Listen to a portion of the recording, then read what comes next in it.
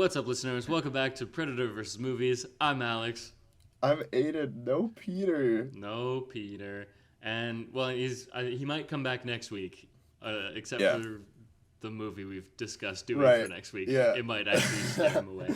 But anyways, this is a podcast, as I'm sure you know, where we discuss and review the latest movie releases. We're going to start off with a non-spoiler review before diving into a deep discussion of the film, and then we will ask that most important question: would this movie be better if the alien from Predator was in it? This week, we're going to be reviewing Bottoms. I really blanked on it for like a millisecond. Bottoms is the movie we're going to be talking about. But before then, we have some news.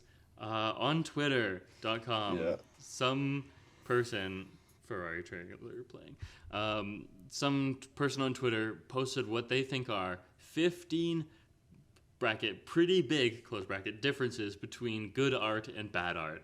And boy, this is maybe the funniest spreadsheet I've ever seen. The goal was to compile, because he prefaced it by saying, like, people say art isn't objective and it's subjective, but I think I've compiled a list that can objectively evaluate the value of art.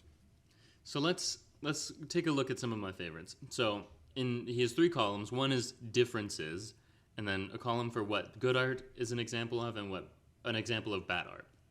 So number 1 is emotional effect. Good art should improve your mood. Bad art makes you feel weird. That's such a, toddler. Yeah. It's like, oh, I don't like that. Also, just, completely changing. You'd think in a list like this, it would be, the exact opposite. So it unimproves mood or makes mood worse. But he changes the noun altogether. Makes you feel weird. Yeah, and because what that changes, that leaves a gray area for there are so many things that don't fall into those two things. So true. Another good one. I'm gonna try and save that one for later because that's my favorite.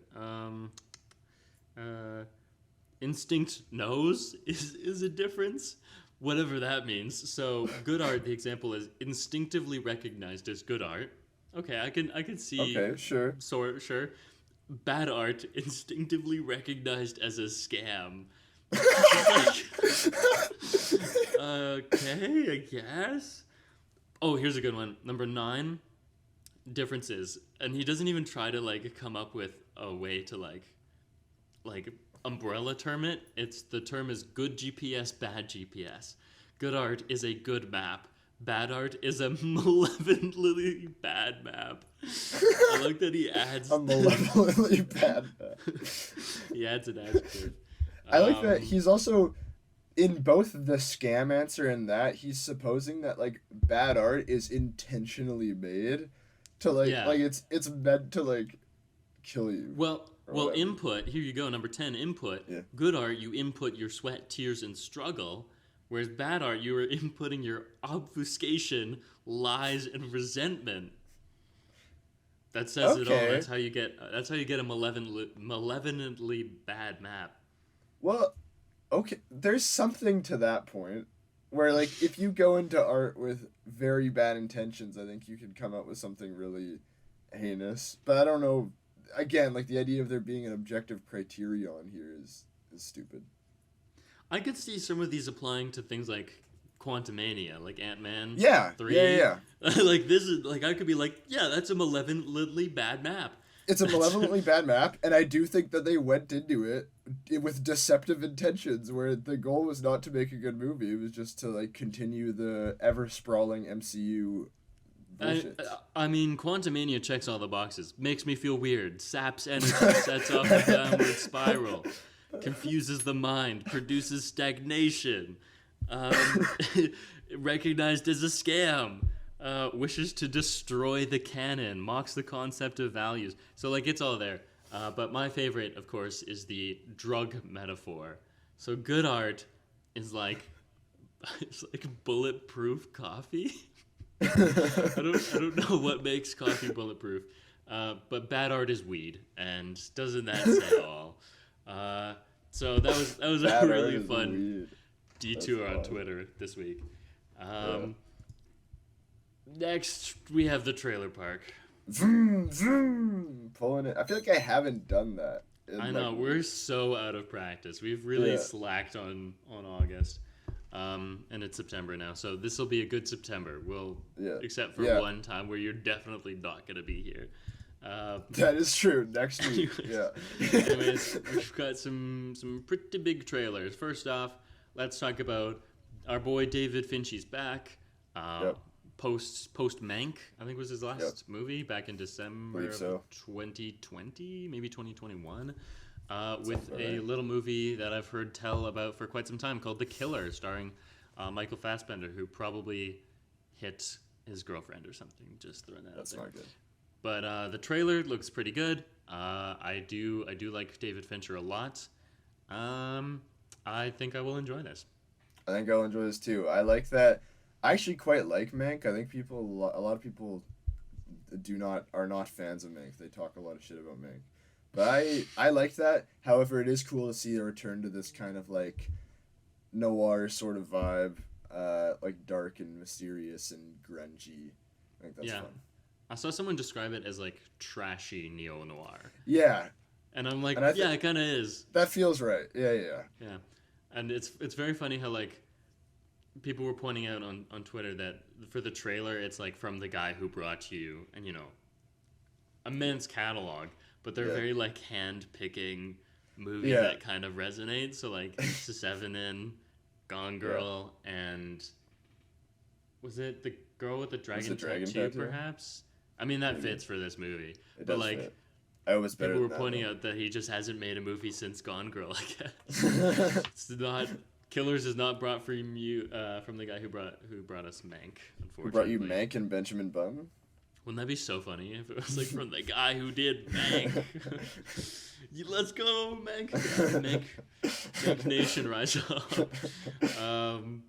But yeah, it looks interesting. Another boy movie we have coming is the Michael prequel Mann. To the Christian Bale Matt Damon movie. Yes, prequel to Ford v Ferrari is Just Ferrari. Man, I wish it was actually called Just Ferrari. Just in the title. It's called Ferrari. Michael Mann's latest movie. I've realized I haven't seen a lot of Michael Mann. I think I've maybe only seen Heat. I think I've only seen Heat too. So Heat 2 hasn't come out yet. But I need to do. I'm gonna do a what do you call him? A manathon. Yeah. A Michael Manathon before manhandle. this movie, I think. Yeah, I'm sure he will manhandle me. Yeah. But as for this trailer, it stars Adam Driver as that Ferrari guy. Is it Penelope Cruz, I believe? I believe so. I think you're goddamn right. And Shailene Woodley. Is that so? And a Patrick Dempsey, apparently. Hugh Jackman is in this? Well, this is all if Google is to be believed. Anyways, and it also stars, of course, a car. The little car that could. It looks interesting. Looks fun. I again, not as not a man head. Right. Head. You're not a man. I'm not a man. Yeah. So just like, I don't know. We'll see. I'll see how it is. What do you think?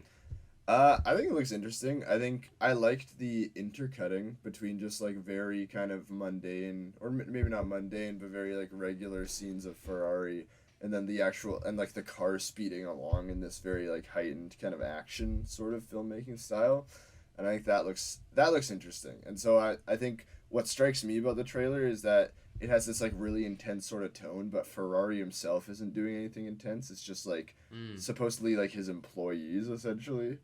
And I think that might be because like that's what his drivers essentially are in a way. True. Yeah. And so that's interesting. I'm interested in that. He's very much like the man in the shadows.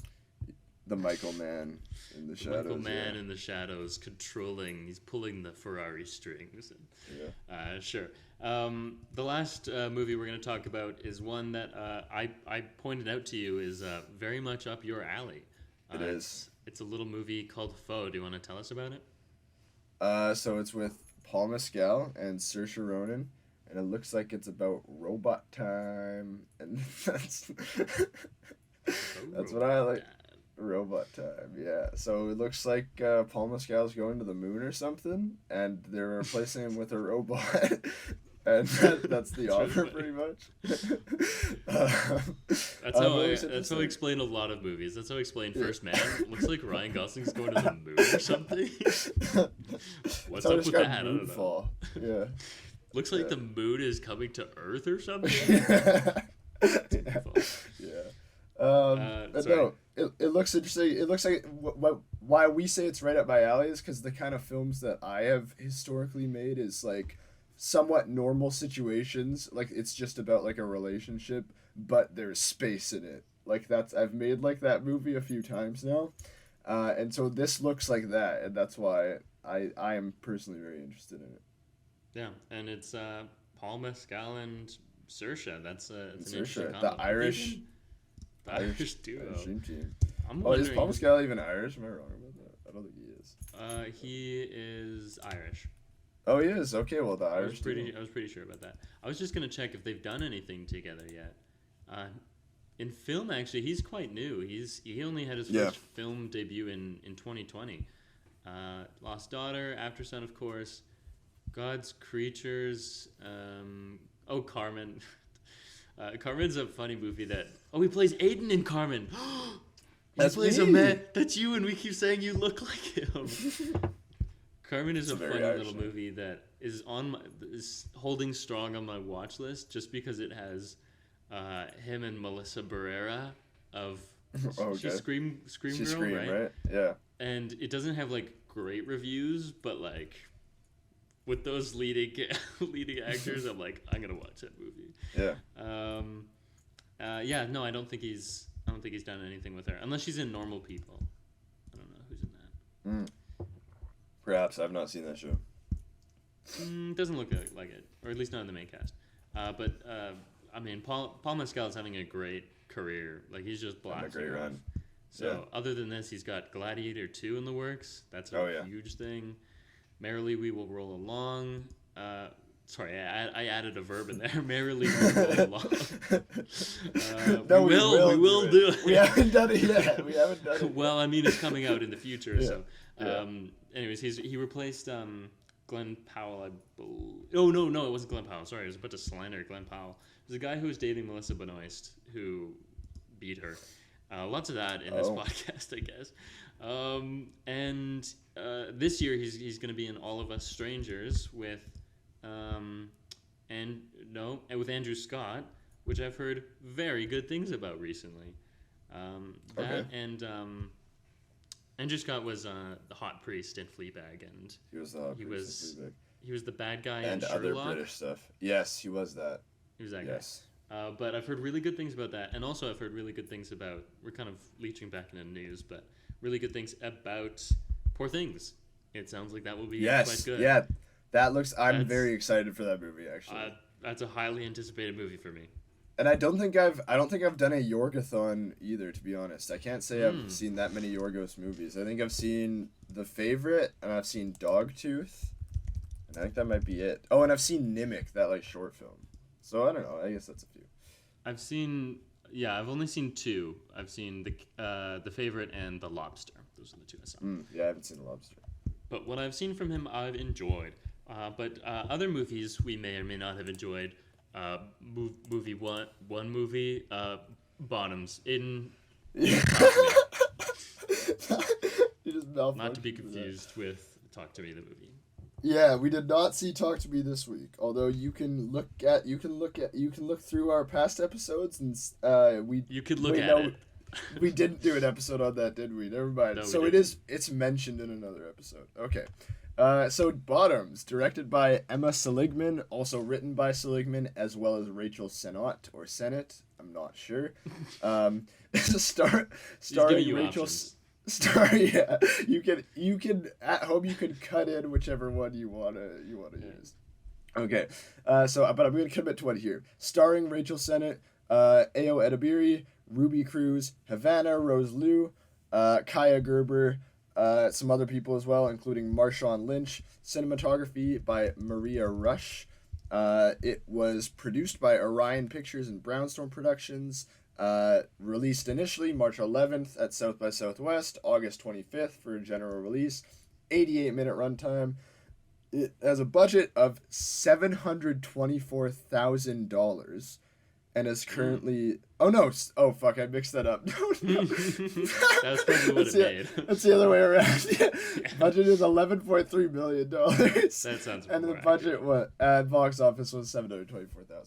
I was like, holy shit, they took that. I was like, that's low as they hell. took that less than $1 million budget really far. It really stretched it out. I think this movie does feel low budget. I think it certainly does. It's a low budget of the Hollywood variety. It feels like it was made on $11 million. I will say that. Yeah. But thank you for that. Now, what our next step in the ceremony of this podcast is a little game we play called Predacritic. There's a website called Metacritic where critics' scores of a movie are averaged out of 100. And we are going to guess where on said metric Bottoms lands. And so I've just spun the wheel, and it looks like I shall be going first to guess. I think people will like this quite a bit, but I don't think it'll make it quite into the 80s where the must-sees belong, but it could get close. I'm going to go with 78. 78. I am going to go with 77. Right off the bat. Just getting right in there. Like playing the game. If you're not playing the game, what are you doing? You're losing. Then you're falling behind. You're just a little leech. Just a little pilot shark thing that's what am I gonna do, man? Sucking up all the leftovers. Well, guess what? 77 is dead on. So if you had guessed any Let's go. number, I would have been close That's enough. awesome. I led you right to it. This is, of course, awesome. the fault of going first. So, as the winner, you do get to proceed. So, what did you think of this movie? Non-spoiler reactions. Yeah, so I will say that I think this movie is probably not... This movie doesn't feel like it's for me, and it doesn't feel like it's something that's meant to be super enjoyed by a guy like me. I thought that might be the reaction. 77 is high for me. This to me is like a 3-star movie pretty handily. I think that some of it is very, very funny. I'm less critical of just like the comedy itself because again, I think it's just a brand of humor that I just don't think is as funny. Like this kind of improv-y, we're just gonna like try to like figure something out. Like that just almost never works for me. Like I don't like when I can tell that actors have been improving for like a minute straight in the movie. And it's like, I just don't like that. It's just, I almost never like that. So I'm not a fan of that, but that's not like an objectively bad thing about the movie. It's just something I don't like. There are other more concrete criticisms I think I can level against this movie. I think that some of the directorial and cinematographic choices are a little bizarre. I think that there are some gags that are not as emphasized or not as executed as well as I think they could be. I think there's some weird editing moments, and I think the script is very bizarre in a few ways. But that being said, I think that these are fun characters. I think that there are really funny parts. I like how violent it gets. I like that it's very absurd, too. I think that the fact that it's this absurd, elevated world, I think that's really fun.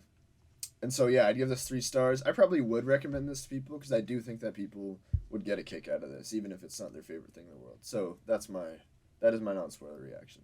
Interesting. I was wondering how you would feel about this one.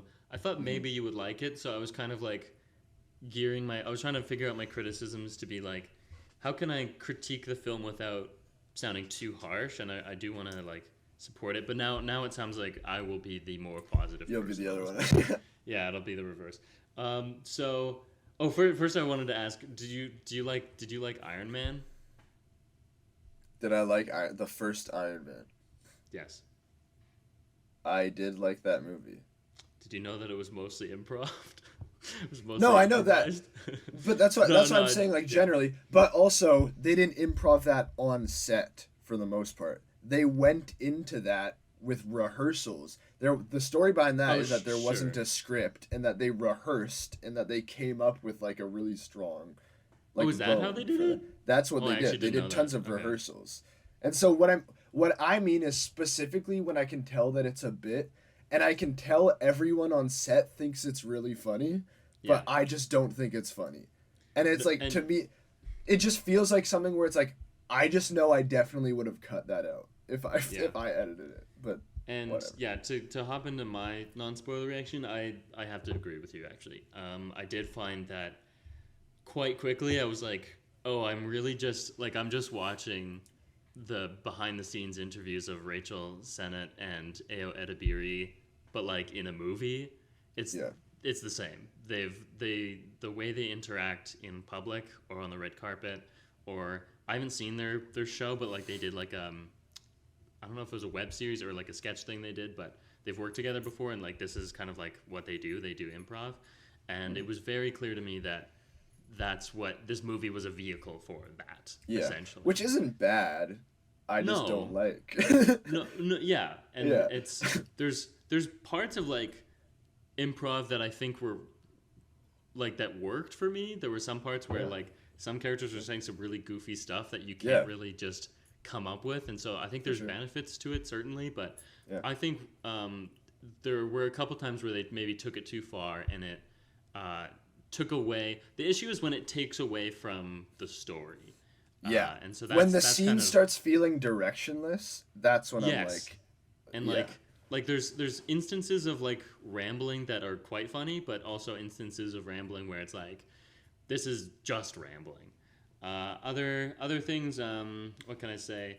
I thought the direction was pretty good. There were some things I found maybe a bit repetitive, but I think the overall use of movement was really strong. I appreciated that. It's a very camp movie. It's a style of comedy that I'll probably talk about. I did a little looking into what people consider to be camp, but it's an over-the-top world, and that's maybe something else that you kind of bumped up against. It's not. Well, no, that's what I loved. That's what I loved most about this. I like really campy things. I think we'll get into it. I'm sorry, I keep cutting off your non-spoiler. I just like, it's just other structural, like, I have more concrete things that just don't work for me. Okay. Actually, I have some things that I think violate the campy style that I don't. That's why I don't like it as much. But yeah. The campiness sometimes worked, sometimes didn't for me. There were some that like specifically, there's some like jokes, like running gags that they really tried to push that were just like, I was kind of actively like being like, no, that's not funny. Drop it. Put it down. It's like a dog holding your socks or something. I think my biggest problem is going to be with the script. I found that it's quite fast. I found the movie was quite short and fast. A lot of things are just kind of breezed over, and feels more of like a almost outliney in the sense that like, and then we go here, and then we go here, and then we go here, and maybe not enough coherent movement through those ideas, through those scenes. And I think, also in that kind of discussion of script, I think it needed maybe a little more time in the incubator as well. Just like there's some like pretty clear mistakes or like things that the like pretty obvious like misses that I was like, why didn't you do that? Yeah. And so I think there's some very confusing decisions in this. Yeah, it could have used a little more time in the incubator. And last thing I'll say, to be positive, I did find it funny. Not as funny as some other movies, but I enjoyed myself. It was a movie that when I heard about it initially, I was hoping to love. I saw the first trailer, and even then I was like, oh, I know what movie this is going to be. And I think my enjoyment of the film matched the trailer. So it was kind of like, that's what I was expecting having seen it. But yeah, I think I'll stop there, and we'll discuss further at length. But before then, I do believe that I have to do a synopsis of this movie. So Aiden, if you don't mind giving us a spoiler warning. Pew pew pew pew pew wee woo wee woo. Spoiler time. We're in the spoiler zone. Thanks. We are now in the spoiler zone. That's gonna be the new sound effect. Holy shit, it's Craig. Craig does more than one thing. Yeah. Shout out to Craig. If you don't know, I have to synopsize this movie in 2 minutes. So I will go in 3, 2, 1 now. So Ao Edebiri and Rachel Sennott are high school lesbians, and they like girls, specific girls, mind you, and they are at a fair, and there's a high school a football player, Jeff. His name is Jeff. His name is Jeff, and he's dating one of the girls that Ao Edebiri likes, and they bump his kneecaps with their car, like very light tap, and it destroys his tibia or his patella, and then people are mad at them. They're so mad, and there's also just threats of violence, and they get called to the principal's office. They kind of just have to lie as to explain why they broke his knees for drug money, and they said it was a fight club. They had a fight club, and so then they actually have to commit to the lie. People also think they're in juvie, so they start a fight club, but actually they think this could be good to hook up with girls. So they start the fight club. The girls they like eventually join said fight club. They have a friend named Hazel who's kind of doing all the administrative tasks and actually making it run. Boyfriend is also, football player Jeff is fucking Hazel's mom. They let Ao's crush know, and Ao's on a date with the crush anyways, and then she breaks up with Jeff, and then they blow up Jeff's car with a bomb. They also egg his house, and then also Jeff's boyfriend is mad at them, and so he's trying to destroy the club. Hazel, because they bombed the car, they disband the club, and there's Rachel Sennott yells at Hazel, and Hazel kind of like rats on them, and then there's the pep rally, and they reveal the truth about the fight club, and everyone's mad at Rachel Sennott and Ao, and then they fight, and then they're not friends. And then Gay Yoda, also Jeff's gonna get murdered, so they try to save Jeff, and they kill the opposing football team that they're rivals with. Nice. Yeah, I think that's pretty much it. Yeah, there's like a rivalry between their high school and Huntington, which is their high school. There's one of my favorite, like, just throwaway lines is right near the beginning. They're like, sorry, no more library because Huntington shot up our books. So we don't have any more books. I think that's a funny one. So that's how we're established that there's this long-standing feud between the two high schools. Yeah, I just remember they said, like, so no more reading this year. So no reading this year. So like you just don't get to. Yeah, that's really funny. So, well, that kind of kicks off our first discussion point. What was your favorite part? That was very funny. I think as tradition holds, I will get you to say yours first. Oh, there's a tradition of this? I think I almost always have to make someone else go first because I can't think of one immediately. Oh, I see. I think I usually make Peter go first, but he's not here. Yeah. He's not that patsy I could shove ahead of us. But I actually did come prepared today, so I do have one. I think my favorite part was actually a moment of improv, so kind of shocking, but it was at the very beginning when we're at the fair and they're leaving the fair and they're in their car, and Ao is freaking out. Her name is Josie, I think, in the movie. Josie is freaking out about how she's never gonna have sex with women. She's never gonna meet a girl, so she's gonna have to marry the gay person at high school, the gay guy at high school, and they're gonna be running church together. That was fucking hilarious. That's just like I think improv works best in like brief moments, like you sprinkle a little improv. So I think that was a nugget of really good improv where she's just like freaking out and rambling, and it kind of becomes a part of her character. But like it works, like the structure of the improv is also, it's just a good improv. Sometimes improvs are bad, and this was a good one where it kind of ends and she's like, will you visit us on church on Sundays? Like I don't know, I found that really funny.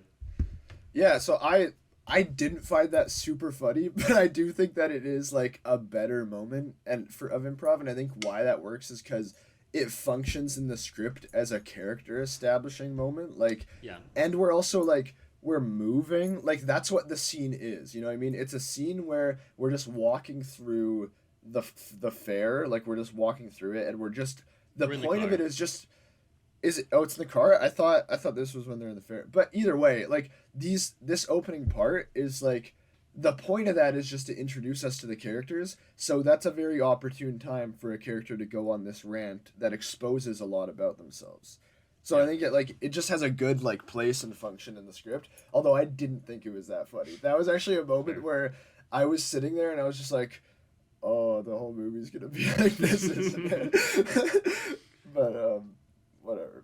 That one again. That's another one where it's like that's just a personal. It's just a personal taste Yeah. thing. I don't have any concrete criticism to level against that because I don't think there's anything wrong with that. It's just that's not for me. Fair enough. Yeah. Do you have a favorite part then? Do I have a favorite part? Honestly, like I really like this isn't a part, but this is just like a thing the movie was doing where I really like there's some really funny like background gags, like just what's going on in the background, especially Mm. like specifically with the football players. Like I think it's really funny that the first scene that's in a classroom, there just inexplicably is one of the football players in a cage. Like he's just in the corner of the room, and he's like animalistic, and I think that's the Mhm. same guy who what's Beats her up name? Hazel later. Who Hazel has to fight later. Yes. Yeah. And so that's funny. Though I do have a criticism that ties into that, but I think that like I also like in general just the way the football guys act. I like that they're like babies. Like I think it's really Yeah. funny that when Hazel walks in to discover that Jeff is sleeping with her mom, the sounds we hear, he's like ooh ooh ooh ooh, like that. Those are like the sex sounds he's Great. making. I think that's really funny. um, yeah. So I like it. I think yeah. Overall, like, I just really like the absurdity of it all. Like I think that this movie would not work for me at all if it wasn't so silly. Yeah. I Yeah. honestly, to kind of dive into our discussion, I honestly think they could have gone further with the, Yeah, I the, agree. the Yeah. campiness, and I think maybe one of the things I was reacting against is the fact that the movie is trying to like toe the line between and like can't Yeah. decide what it is. Is it realism or like as realism as film comedy gets, but like just regular film comedy and camp. And I feel like the best examples of camp like they go to the moon and don't look back, Sure. like Paul Mescal, and they're just like And then they get you know replaced by a robot. and yeah, like comedy's a robot now, and Yeah. they're on the moon. But Yeah. like I think a different film would have for like to further the campiness would have like instead of leaving the guy in the cage as a background thing, they would have put that in your face Yes, immediately. and They'd have been so like, "There's a guy in a cage," and everyone would have been a little bit stranger. There's just too many like normal people. I think. yeah. I have two things to say to that. The first one is so well okay, I want to get into that criticism after, but it has to do with the cage thing. The first thing I want to get into is that I think that one of the burdens this script is carrying is trying to at once be like a distanced story about like this is funny and silly, but also a very sincere story about like the experience of these queer girls. And I think that it doesn't balance those two tones super well. I think that when it dives into like the more sincere moments where like they're feeling real feelings and we're supposed to be there with them, it's weird for me because because of what just happened before was so silly and um I want to say like lacking stakes, but I don't mean that in a critical way. I mean that in like the comedy way of like it's Mhm. just like a silly situation and you're not supposed to like how Seinfeld is like that. Like you're not supposed to care Yeah. about what's happening at all. And I think that like sometimes this movie is like that and then sometimes you're supposed to really care. And I think there maybe is a way to weave that better, but I don't think this weaved that very well for me. I actually do agree. I found that yeah, the emotional moment, like I just was not really buying into their struggle as much as I was hoping I would. Yeah, no, I think you nailed it on the head there. It's quite silly and detached, especially when it's improv. When it Yeah. gets to like if it's starting with like an improv scene, and it's like that takes me out of it. I'm like, oh, that's an improv scene. That's the actors, and then Yeah. I have to buy into their story Yeah. after, and it's like, no, you were just goofing off in the last scene. It's kind of like it's reminiscent of Thor: Love and Thunder, although Yeah. nowhere near as Nowhere bad as near. that Yeah. movie. That movie Uh, destroys itself in that. But yeah. yeah. What else can I say about that though? Yeah. Also, I don't know. Maybe they do. Do you think the opening, how the characters are introduced, is that like, is there something there? Is it like, do they do that well? What do you think about that? so I so my reaction at the very opening was, oh, okay, this is what it's going to be, because I'd gone into this movie thinking it was going to be like on some level a very like genuine sincere story of like the struggle of these girls to have sex with other girls. Yeah. And I thought this was going to be, but the opening scene led me actually in the other direction where I was like, oh, they're kind of assholes, and this is actually just going to be a movie about like, and so like, you know what I mean, like we're introduced to the fact that like they're not super nice. Like they're not great people right at the beginning. And I was like, oh, okay, this is gonna be like Seinfeld. I'm gonna be watching like characters who are not great people just kind of going through. And I was like, okay, I can get with that. That's gonna be fun. And I was thinking throughout the whole movie, I was like, well, okay, but are they going to, like, the obvious direction you take that in on some level is if they're assholes, then they are not assholes. They learn to not be an asshole by the end of the movie. And as it went on, I was like, okay, so they are doing that. They're doing that too. And it Yeah. so I actually think that the introduction to these characters, to answer your question, really led me in the direction of we're not doing what I was expecting. We're not doing like a sincere story. This is just going to be like a detached comedy.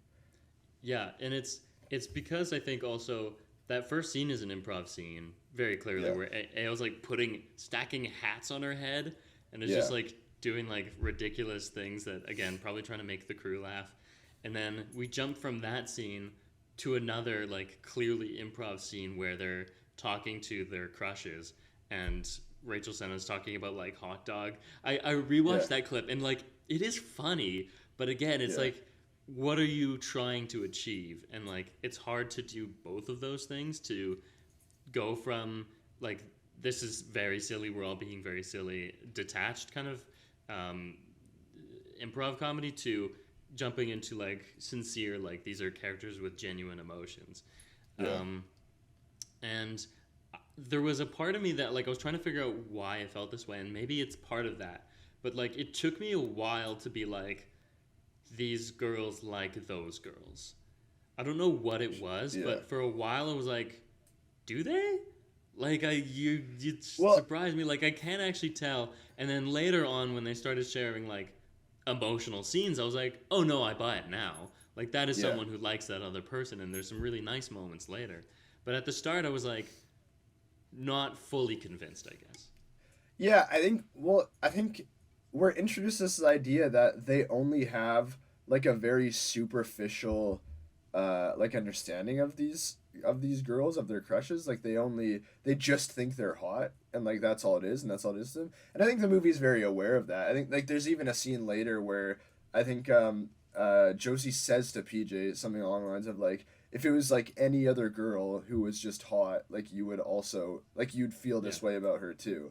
And so I think that like I, yeah, something about the way that all of these things synthesize, and something about the way like I think the movie's also trying to convince you on the same time at the same time that they also just genuinely have like real feelings, like, and maybe the idea is that they're supposed to develop them as they get to know these girls, but they don't really get to know them, like they Yeah. just, you know what I mean, that doesn't really happen. I think there's a lot of that in the script where it's like at a certain point in the movie it starts acting like it has established all these things and it hasn't. I was like, I don't remember Yeah. seeing that. Like, I don't know what Yeah. you're talking about. And I I think an felt example of that is like when in the scenes when there's a part of the movie where Josie winds up having sex with her crush. I forget the crush's name. And PJ tries to kind of make a move on her crush and is unsuccessful. And I think like the Josie situation, like that one you clearly saw the build, but the PJ one kind of came out of nowhere. Like there's no reason. I don't know if PJ and that character had been in a scene alone at that point. Like before that point. No, I don't think so. Yeah. And so it was, like yeah. They looked at each other. It was when she yelled at Hazel and Hazel walked out of the room. There was like a brief interaction when everybody left, and maybe that's when like they asked each other out. But yeah, anyways, it's I'll bring up this now. But after having seen Bottoms yesterday, I was feeling like I want to see a better version of this, and like so I can kind of figure out like why it wasn't working for me. And so the movie I ultimately landed on, and it was a tough choice trying to decide like, okay, am I going to watch a camp movie that's kind of going for that, or am I going for a movie that kind of like goes for like what the story is? And I ultimately went with story. Do you want to see if you could guess what the movie was? It's from not that long ago, and it's very similar. Very similar. Is it like Booksmart? It was Booksmart. It was Booksmart, yeah. I watched I haven't seen Booksmart that again. This is actually the second time I've seen it. The first time I was kind of like, yeah, that was pretty good. I just thought it was like, you know, I didn't have a great reaction to it. This time I was like, this is a 5-star movie. I understood the hype. Yeah, I understood the hype the second time. I was like, and I think it's one of those things where it's like, you know what's coming this time, and you kind of appreciate it for what it is. And it's like, I was really blown away actually by that movie. And just like at the start, two comparisons I have is the first scene is the main character of that movie, Abby, maybe? I'm not sure. She's like meditating, and there's the voiceover of like the thing she's listening to, and it's like, you are a badass bitch. Everyone works half as much as you do. You work so hard and you will achieve your goals, and they're gonna end up as garbage people. And like it's an amazing, like I instantly know who this character is. Yeah. And it's also weaving in like some exaggeration and comedy there as well. Also true. Yeah. And then later, another example is the scene where we see the second main character look at her crush. I know the crush's name is Ryan. I remember that. And she's looking at her girl Ryan. It's a girl. And it's misleading with the name Ryan, but right. No, that's and fine. That was another example where it was like, oh, I totally buy that. And I think that was even just like a filmmaking thing where it's like the soft, ethereal light and slow motion. It's like that's film. It's film language, right? I think they do that in this movie, but there's something that felt off about it to me. Am I misremembering that? That like they do that when they're at the carnival? They do, yeah. Maybe but it's too just far like away. It's like a wide shot, I thought. Maybe it's far. It could also be that like maybe it's too quick in the script. Like I like that might be a weird thing to say, but like I think it feels weird to me that like it feels kind of like what you were saying. It feels like we're just trying to like get to the thing, and it feels like it feels like we haven't done an essential thing first. But I couldn't tell you what that is. Like I feel like I feel like we have to. With you. Yeah, we have to know more about these characters. I think this is what it is for me. We have to know something that isn't related to the fact that they have a crush on these girls first, and then we have to see the crush. I think that's what it is for me. I need to know who Ayo Edebiri is alone, I think. Yeah. Even more than that, because that's how Booksmart starts, is you meet although it's a kind of co-lead movie, there is one who's the main character, and we start with them alone because I need to know who she is by herself. But she does not have a scene by herself for a really long time. And I mean, that in itself could be a thing. Like, this is someone who is always with their friend. And but you can find little beats. Thing. You can find little beats and scenes, The Ryan scene doesn't happen for quite some time into Booksmart. Right. And also, I wanted to point out that these movies are such great comps because Bottoms is an hour and a half, it's 90, and Booksmart is an hour and 40. So it's a difference of 10 minutes. It's not that different. And that 10 minutes does wonders. Not to say that like the 90 is an impossible format. People do it all the time, but I think that's close enough where you can say that like one is clearly doing something better. I'll also say, I think this kind of leads into this, the two different introductory scenes from these movies also speaks to a larger problem I felt, which is I don't really feel that PJ and Josie were super well-defined characters.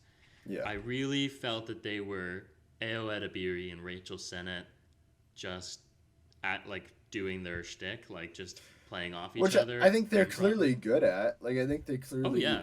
Yeah, but it's just I think that we don't really. I think if you want to do the crush thing, we just have to have an understanding of these characters beyond just like the archetype of what they are.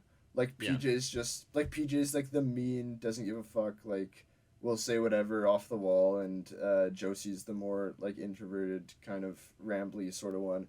But I think that you need to have like, I remember we had a film prof in common, and I don't know if you remember him saying this, but he said it was our first year intro prof, and he said that like a good thing for a character is like give them a rule and then like have them break it. And so it's like I think like give them some detail that is against what we think of them based on like the overall image. And I think just like a little wrinkle would have like helped these characters feel more defined. Yeah, and I also feel like the characters really just they're so similar to me, and you can pick out differences like one is clearly more forward than the other, but also like they both talk so much because they're improvising that they just kind of sound the same.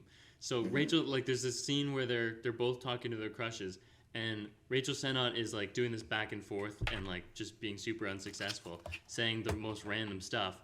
And then Ao Edebiri has her turn, and it's like almost the same. Like it's again, there's a slight difference of like she's a little more like introverted, awkward, but they're both awkward.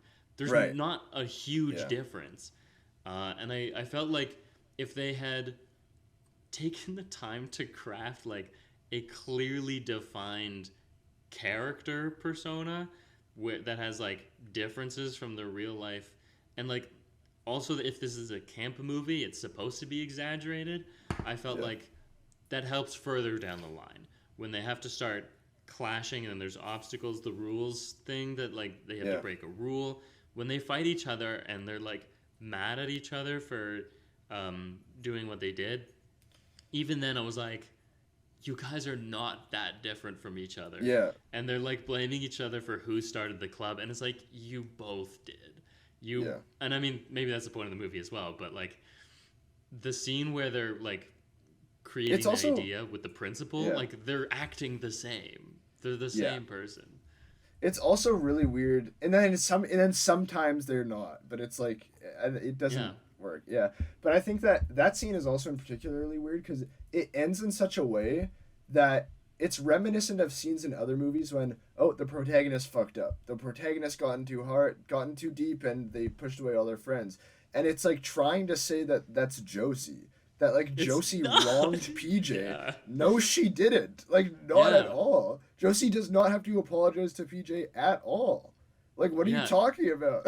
It's actually, now that I think of it, like it's such a weird moment. Even then I was like, why are we on Ao's, like why is she the main character? Yeah. The more flawed one is usually the lead, right? And I mean, I like Ao, and if she's gonna be the lead, like she should just be the one with all the flaws. So the only flaw she has in that scene is that she says what actually happened. Like she just speaks the truth. Yeah. And is like mad about it. She says accurate things to PJ that she needs to hear. Yeah. And like I guess maybe that's part of it. Like I don't know. Just like beefing with friends. Sometimes you have a friend who does the wrong things, and then there's just like it's an inevitable like I'm mad at you for doing those things, but also you're sort of at fault as well. Like so, like in theory it could work, but yeah, I agree that in that moment I was like, I think it's also that like the movie makes it out to seem that she's the Yes. wrong one, that she's in the I think wrong, that and I'm like, that's what no. that beat is. Like that's Yeah. what that beat is in a comedy movie where it's like they or in a movie where they're running some sort of scam or they have some kind of secret is the secret Hmm. gets found out and no one likes them anymore. And Yeah. like that's and the point of that beat is always that they fucked up, is that their flaw that they have to overcome is has led them to this moment. And it's like that's not what happened here. Like Yeah. you can't pull a fast one on me. Yeah. Can't pull a fast one on me. Too quick. Yeah. But if we Um. want to talk about scripting more, I have some while we're just on a writing thing, Yeah. I have a few other like writing Go notes. for it. So let me know what you think about this. I think it's very bizarre that Huntington is even in this movie. I think it's weird that they It's are like an the other threat. extraneous idea.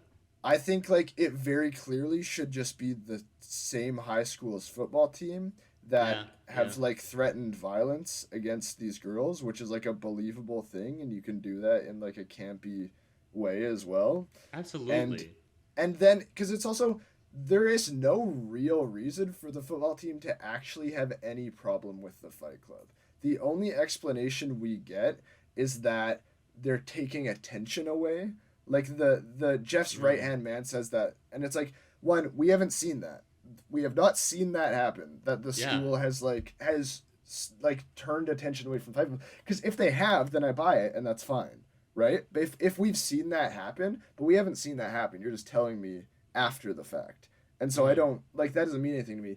I also just feel like it's a stronger conflict if it's just like these are just clearly oppositional forces where the Fight Club was formed to defend them against the football team.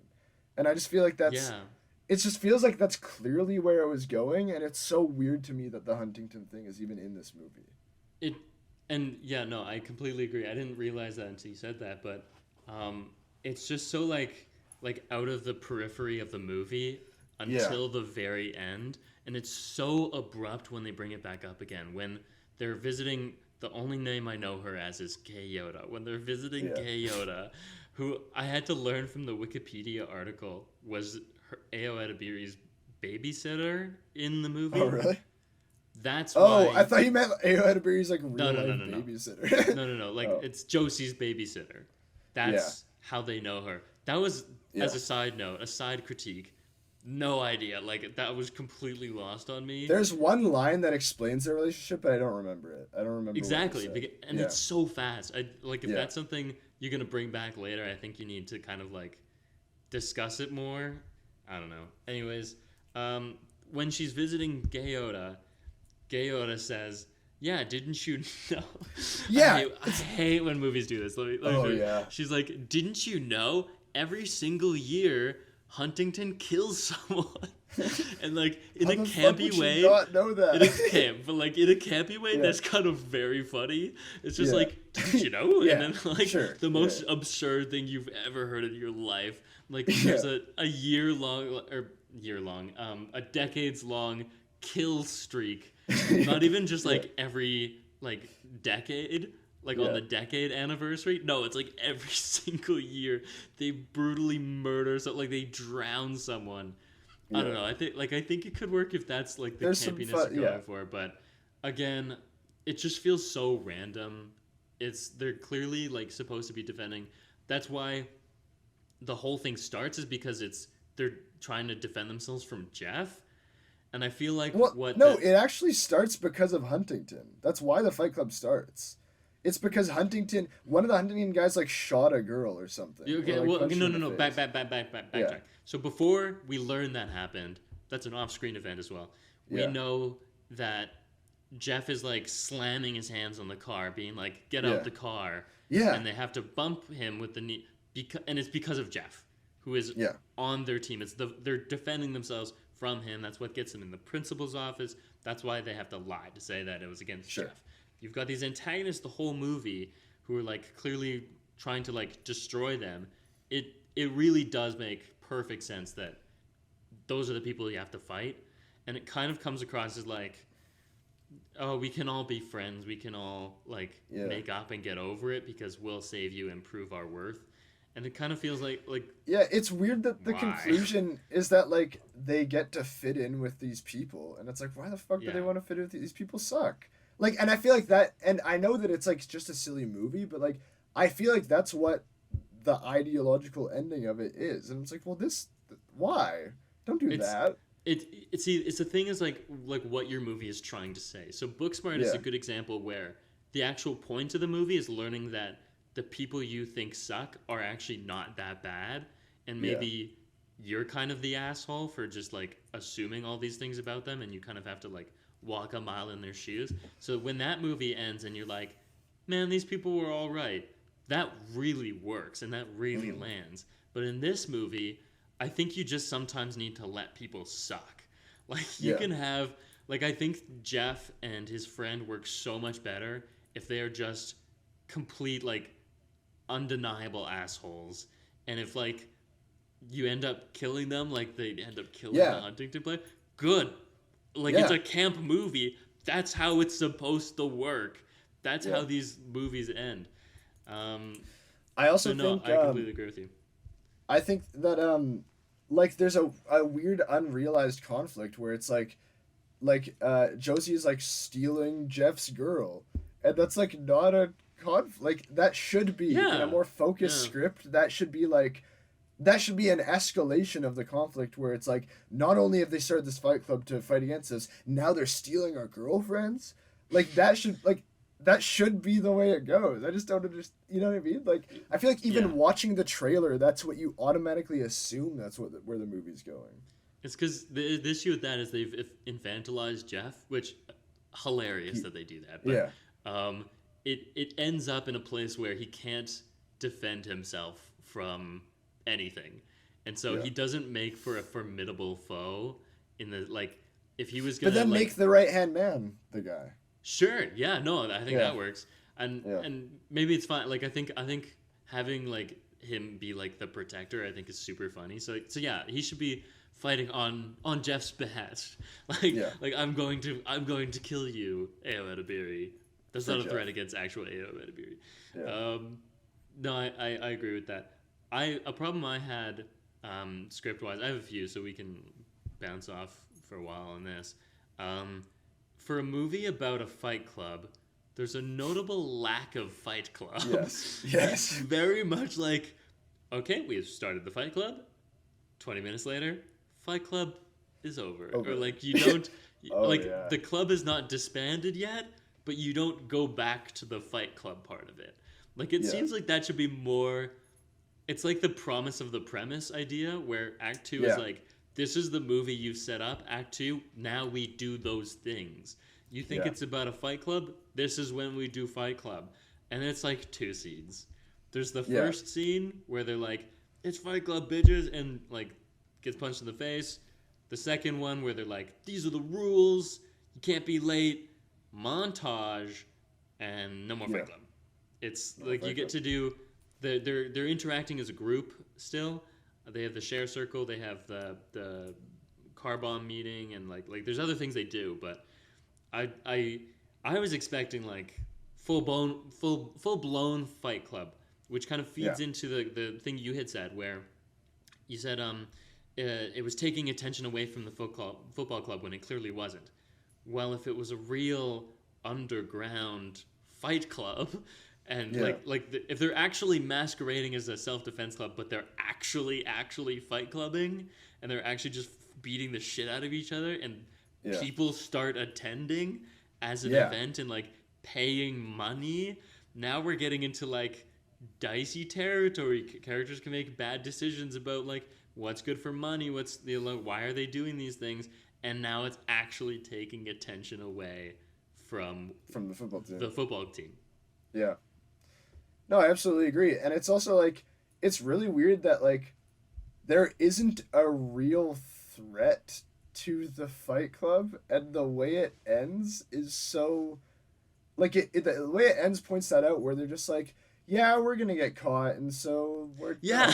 and so it's like They just it's like no, like I get that, like, I think that they're very aware of that that's what they're doing, but I still don't think that works. I think that No, has to be at the heart of this movie, the Fight Club has to stay together. The Fight Club has to yearn to be a one unit, and it doesn't work if you don't do that.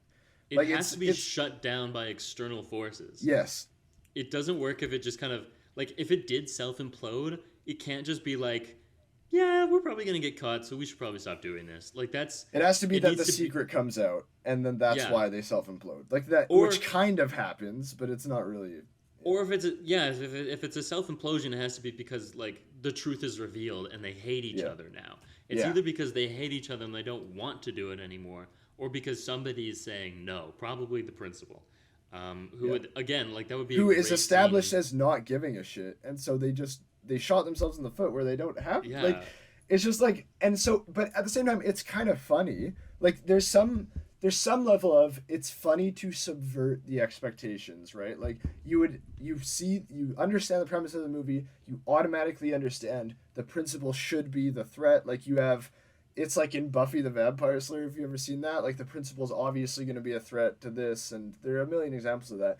And so there's some potential humor in, no, actually he doesn't give a shit. But then you have to have something else. Like there has to be some other like, because the football team isn't an external. The football team didn't do anything to shut down the Fight Club. They just Yeah. it was just that the Fight Club bombed the car and then decided that they wouldn't be able to get away with it. Yeah, it's really strange. I also think just like if the principal doesn't give a shit, like you need a scene of like they're in the principal's office and he's like, I don't give a shit. Like he actually has to say Yeah. that, you know? Yeah. Like it has to be kind of like that's actually subverting the expectations is like you have the scene where it should happen and then it doesn't pan out. I don't think it just kind of like ends. Yeah, with there's no open build door. up. It has to be build up and then subversion. It can't just be like Yeah. yeah, no, I agree with you. It's so random. Another thing about the Fight Club though, there's a part where Hazel's like, guys, this is actually really good. Like we're actually building like a really supportive environment and we're making really good friends. And I was like, when? Yeah. When were you doing that? Yeah. Please show me those scenes because like that would have been Yeah. nice. But like again, for it's such a breezy like movie that's just rushing through the beats that we don't actually get to see the character moments and like the interactions. So there's like a lot of like yelling, but there's not a lot of downtime, which movies sometimes need. And it's the thing of like we're supposed to just believe that they've spent time together when we haven't seen that, when we haven't seen the bonds forming. And so it's just kind of like you're taking their word for it. Yeah, no, I think that is another example of that thing of they're just acting like something is established when it's not. I think another thing is when this is a little established, but when Hazel's like, yeah, I've been doing everything and I was Yeah. sending out all the emails and stuff and I was doing this and I was doing that. And it's like, I believe that happened from what I've seen. It's not that I don't believe that. We've seen a little bit of things that would lead in that direction, but we haven't seen any of the organization of the Fight Club. So it's like she's saying that, but it's like we needed to see like one example of that. I think there needed to be like the conflict between Hazel and PJ and Josie needed to be more defined. Like, and I think that it's clear what it is. What I mean by that is there needed to be literally scenes where it's like Josie is trying to do something with the Fight Club that's like good and beneficial for it, and PJ and Josie sabotage it. Did I say Josie? I meant Hazel. You did, Hazel. Hazel's trying I to meant do Hazel. something good, Yeah. Yeah. Also with Hazel, it was about her mom. There's a scene where like in the montage where Hazel keeps coming home with bruises and her mom is like making concerned faces and she's like, Josie, what's going on? And it's like building up like this arc with like side arc of mom and like Hazel's home life, which I didn't need in this movie. That would seem like a really like random thing. But let's just say you want to do it that way and like that's just something you want in this movie. The next beat that happens in that story is like jaw-dropping, like what the fuck? Like just complete left turn from where we're going. So she's concerned mom, like, oh, there's probably a Fight Club going on, and then turns out she's fucking Jeff, the football player. Yeah. Completely out of left field. Does not seem like where that's going. Bizarre. Yeah. And then they Very just keep bizarre. bringing her back. And it's like, I don't have any problem with that being the reveal. That's funny. That, like, again, like funny. because that's a funny beat. It's a funny moment. It's just like, yeah, the build up to that doesn't lead to that at all. And I also think that there are personally just some not great filmmaking decisions in those scenes. So it's like the bruises on Hazel not very obvious. Yeah. And so like in most of those scenes where she's walking by, she's just walking by, and we don't like. It's not even clear what the mom is reacting to. We can like fill in the gap. Like we understand. Like, okay, yeah, it's probably she has bruises and she can tell. And I think that there's also some potential funny comedy in like she keeps like if she doesn't intercept Hazel, then she isn't allowed to talk to her. Like that's a funny thing where it's like she keeps coming out of the same doorway, but she comes out as Hazel's already passed. And so it's like I think a funny escalation of that gag is literally just like the mom's trying to get there before Hazel, but because she can't talk to her. Or like Hazel goes like in another room, like goes in the background and walks back. Yeah. And it's that's like very Scooby-Doo. And I just think that's like the idea, like she can't unless she gets her in that moment is funny. But it's like, and I think that is shot choice, that is editing, and I just think it's not done super well. And I think it's just another example of like movie not knowing what it is. Are we camp? Are we sincere movie? Sincere movie is what that is establishing. Concerned mom. And what I'm saying is a more campy version of that same thing. And also the next time we see her when she's fucking Jeff, that is camp. Like the mom is like, I can't stress this enough. The mom is a completely different character. Yes. Between those two scenes, she becomes what I think she should have been the whole time, which is like, oh hi honey, like that kind of mom who like completely oblivious as to what's going on. And I think there's like tons of like hilarious like ways you could, because you need a setup scene of like meet the mom early on so that's a payoff, I guess. But there's like ways to do that that's the same beat of like Hazel's coming home with bruises on her face, but it's a different reaction. Instead it's like oblivious mom being like, oh, you got a bruise honey, like how but like waving it off, or like maybe not even realizing, like, you know, there's like Hazel's trying to get her to notice and she literally doesn't know. Like you can do a scene where like Hazel's trying to like stand in front of her mom so that the mom will see the bruises, and the mom like literally just won't look at her, like is just doing something else, like something like that. It's character consistency. Some last script thing I have is just like, again, how things are just kind of like are just thrown up with no establishing. There's no setup, and just suddenly we're at a place, and like for certain things that's okay. Like you can be like suddenly at a gas station, for example, and you're like, I can understand why two teenagers would be at a gas station. I don't need you to explain why we're here. But there's certain things where like, no, I need to know how we got here. So there's like suddenly they're fundraising. Yeah. What? For what? When did we decide that? What is the fundraising for? What are they selling? Panties? Are they selling? I think that is panties? what it is. That's what I heard. I was like, that's absurd. How did that just like go under my radar? Why do we need money? Like all of these things, like it just completely comes out of nowhere. And of course it's overshadowed by the Hazel beat, just like moaning on the ground. Side note about that, she's not moaning because like it's so disgusting that Jeff is fucking her mom. Like I was like, oh, she's like in pain, like in physical, like she's like recoiling, like how gross that is. And it's like, no, she's just tired. It's okay, she's just tired. I was like, oh, it's kind of less funny. But in addition to the fundraising, there's like very suddenly the Gay Yoda thing I found kind of came out of nowhere.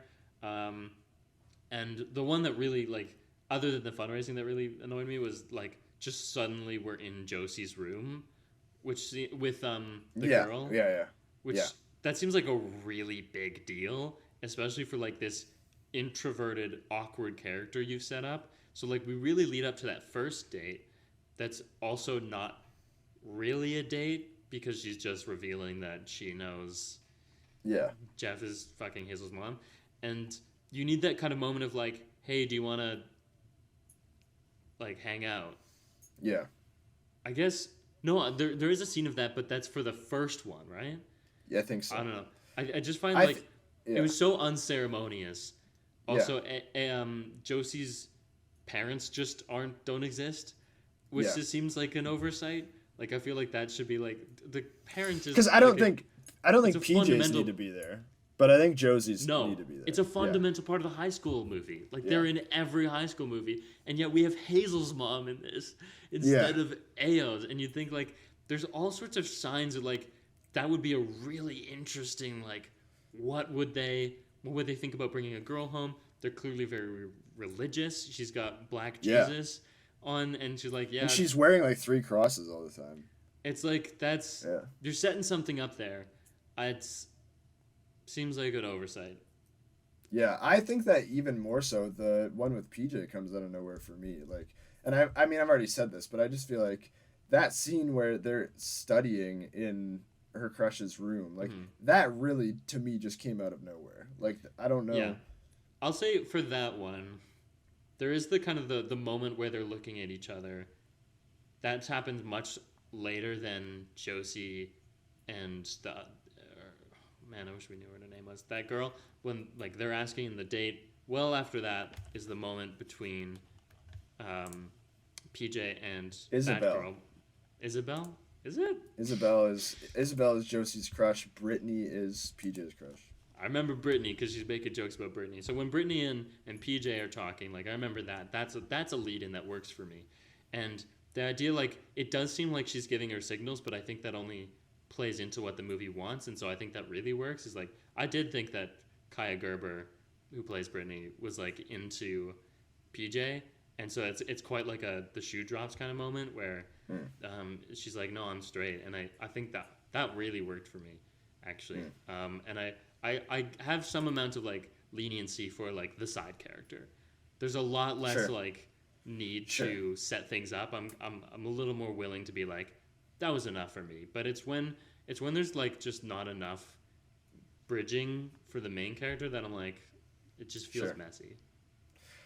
Yeah. So I have, if we want to move on from writing, I actually have another criticism that I can point out. I'll say one last thing. I realize this is more writing. Just quickly on the ending. I like that even past like the fight stuff. The two things I'll say. One, I like the Fight Club / Heather's reference, where Heather's ends with like guy blowing himself up in a football field, but Fight Club ends with like the building blowing up, and it's like the tree blowing up. I was like, oh, it's Fight Club. And the what I will say though is like the fact that they did not send PJ and Josie to juvie is a hilarious, like a missed opportunity. Yeah. Like, of course, you should have said actually the entire Fight Club should have ended up in juvie, because that's actually really funny that like they all end up, like every single one of them is now in juvie, and they're like doing their time together. They're now living out the lie, and they like.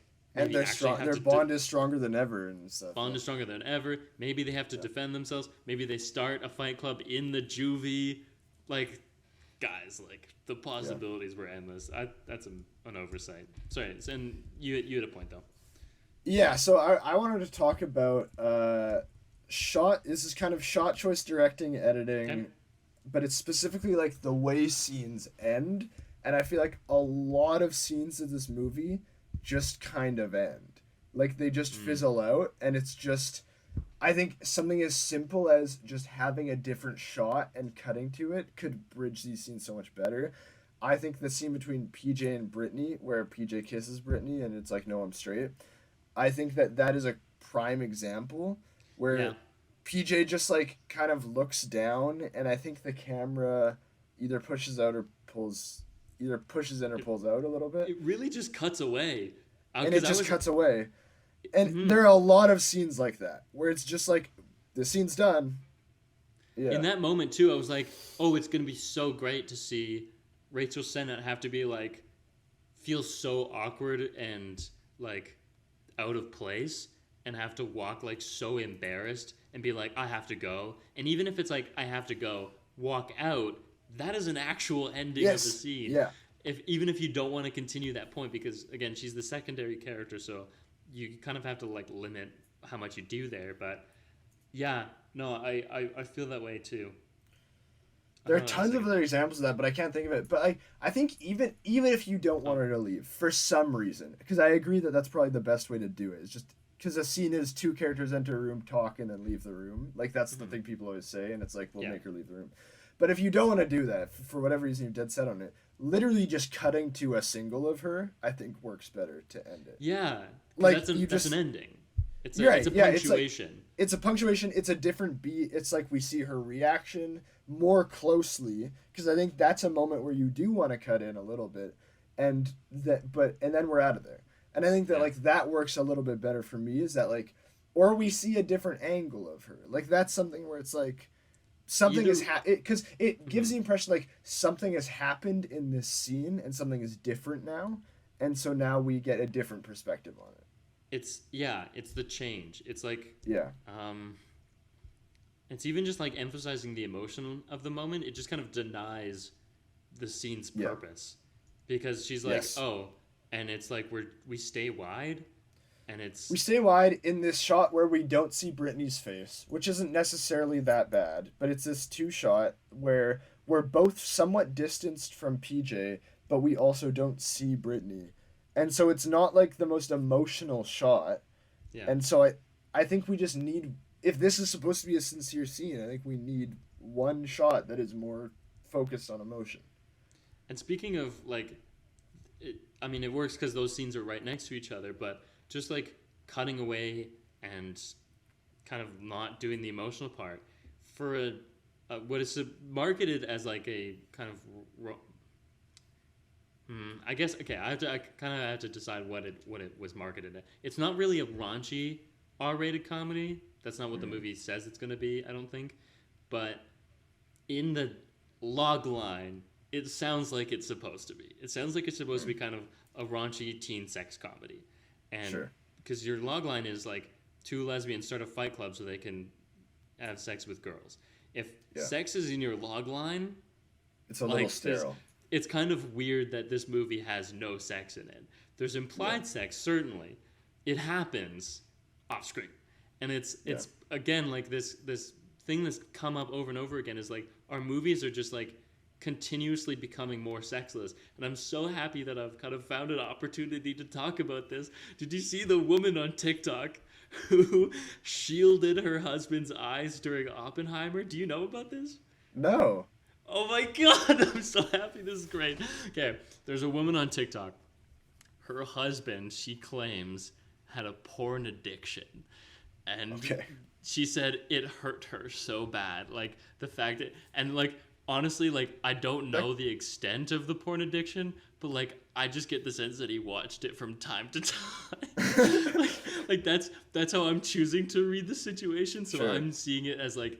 He watches porn as much as the average man, as much as the average bear, and she's just like, it's a porn addiction. He's addicted to it. It's too much. So she caught him, and they've like the relationship has changed. So like, he's like become like a baby. She's infantilized. It's like there's like she posted videos on TikTok of her like cradling her husband. His is also like. His face is blurred out, which is just a really funny detail. And also, there's in the same shot that I'm thinking of, their child is on the bed behind them. They're not looking at the child. And the child is on an iPad, just like going off, and it's like a baby. It's like a baby on an iPad. So anyway, so this is this crazy couple. And she's like, yeah, I heard about Oppenheimer, and I was like, I thought it'd be pretty good. Like, I heard from like the Rotten Tomato scores, like it sounded like it was pretty good. It was getting really good reviews, and so I was like, I thought I'd see it. And then like, this is how. So just prepare yourself. This is how we walked in with a plan. We knew what we were gonna do, and we knew we knew there were some triggering scenes, like these like the words she's using, and we just knew that whenever whenever scene would come up, like she would like bleep Yeah. the self Okay. bleep, and Yeah. which he would shield his eyes, he would close his eyes and put his head on my shoulder and like turn his head Oh my god. for the sex scenes of Oppenheimer, and I was like, what is this? What are we doing? That is insane. Perfect encapsulation of like the sexless culture we have right now, where movies just can't have sex. There's the sex scene discourse of like it doesn't advance the plot. Which is What? that it What? advances the plot and it advances character in the same way that any other scene could. Just write a good scene. Yeah, Like that's they all just- it is. Like But they just see it as like gratuitous. Also, like I think A you directing also good just scene, need to step back and like really reevaluate why you're watching movies. If you're Yeah. like, I don't want to see sex in movies. Like movies are supposed to like encapsulate like the experience of living, and they're that's, also like, supposed to like the point of movies is that like they can be anything. Like you're creating Exactly. a reality. And so it's like why it's like no, this part of it's- life can just not be there. it's such a limited scope of what a movie can and should be to say that like movies like if it's not if a movie has a sex scene, like a sex scene does not advance the plot. First of all, why does a scene have to advance the plot at all? Like I know that's Sure. kind of like a general like this is how screenwriting works, but even that is such a limited view of what a movie can be. To Sure. just assume like it's people were saying like that's what a plot cell is. Like someone who's just like I'm watching the movie for the plot, you know? And Well, you know, I would call myself a bit of a plot cell myself, honestly. I like plot. My favorite people would say like, "Oh, character is the most important thing." No, I think plot is the most important thing to me. I just don't understand why sex is not congruous with that. Like, there's just no it's so reason why silly. it doesn't have like. And like I can understand why something like a Marvel superhero movie might go for that. You've got Sure. it's a marketing thing. You know, you're trying to appeal to the widest possible audience for like of all ages. You want younger kids to be able to see it, so you want to make it a little less sexy. You also don't have time when you're introducing all your shenanigans, your new characters Right. and whatnot. But and maybe there's also an element of like marketing to overseas. I don't know what the rules are, but I know like for example, you can't have gay people. So maybe there's also a thing about like also you can't have skeletons sometimes. That's another specific country has a Yeah. problem with skeletons. But maybe another thing is like there's a limit on sex scenes. I wouldn't be surprised if that was the case. Sure. But for a movie such as this, where like you're not going to get a wide audience anyways, it's an R-rated Yeah. movie. This is really only going to appeal to the domestic American Canadian market. Yeah. Why wouldn't you? It seems silly. No, I think. Look, and it's like they don't have to, but it just is. No. Yeah, it does seem like because that's the other side of it. It's like you at the same time you also don't have to put a sex scene in. Not that anyone is arguing. I don't think there's anyone that's saying you have. I don't think there's anyone arguing No. on the other side of that. Well, But I think- I'm kidding. Right. Yeah. I'm the anti poor addiction wife. I'm the anti like every siege, Yeah. every movie. Yeah, yeah, exactly. But yeah, they don't have to. But it is a little strange that I think that it's you can talk about a broader point where their romance feels like very cutesy in this Yeah. movie, like the actual romance, where it's like, and then the rest of the movie just isn't that at all. So even if you're not showing a sex scene, like I feel like it should stay grungy and dirty. Like the romance should Yeah. feel that way the whole time. I There's- think, and I think it just turns too like cute at different parts. It should be awkward too, because Yeah. that's how these work in your awkward teen comedy. Like Ayo Edebiri's problem is like she's so awkward, and even if like the awkwardness in this particular scene is not enough to end it, which sometimes it can be, I don't think that's even necessary. Necessary, yeah. I was almost gonna say necessarily, but that makes Yeah. sense. So like I think that's again like character moment where establishing awkwardness, the intimacy of it all, doesn't have to like cause conflict that like lasts beyond the scene. But where was I going with this?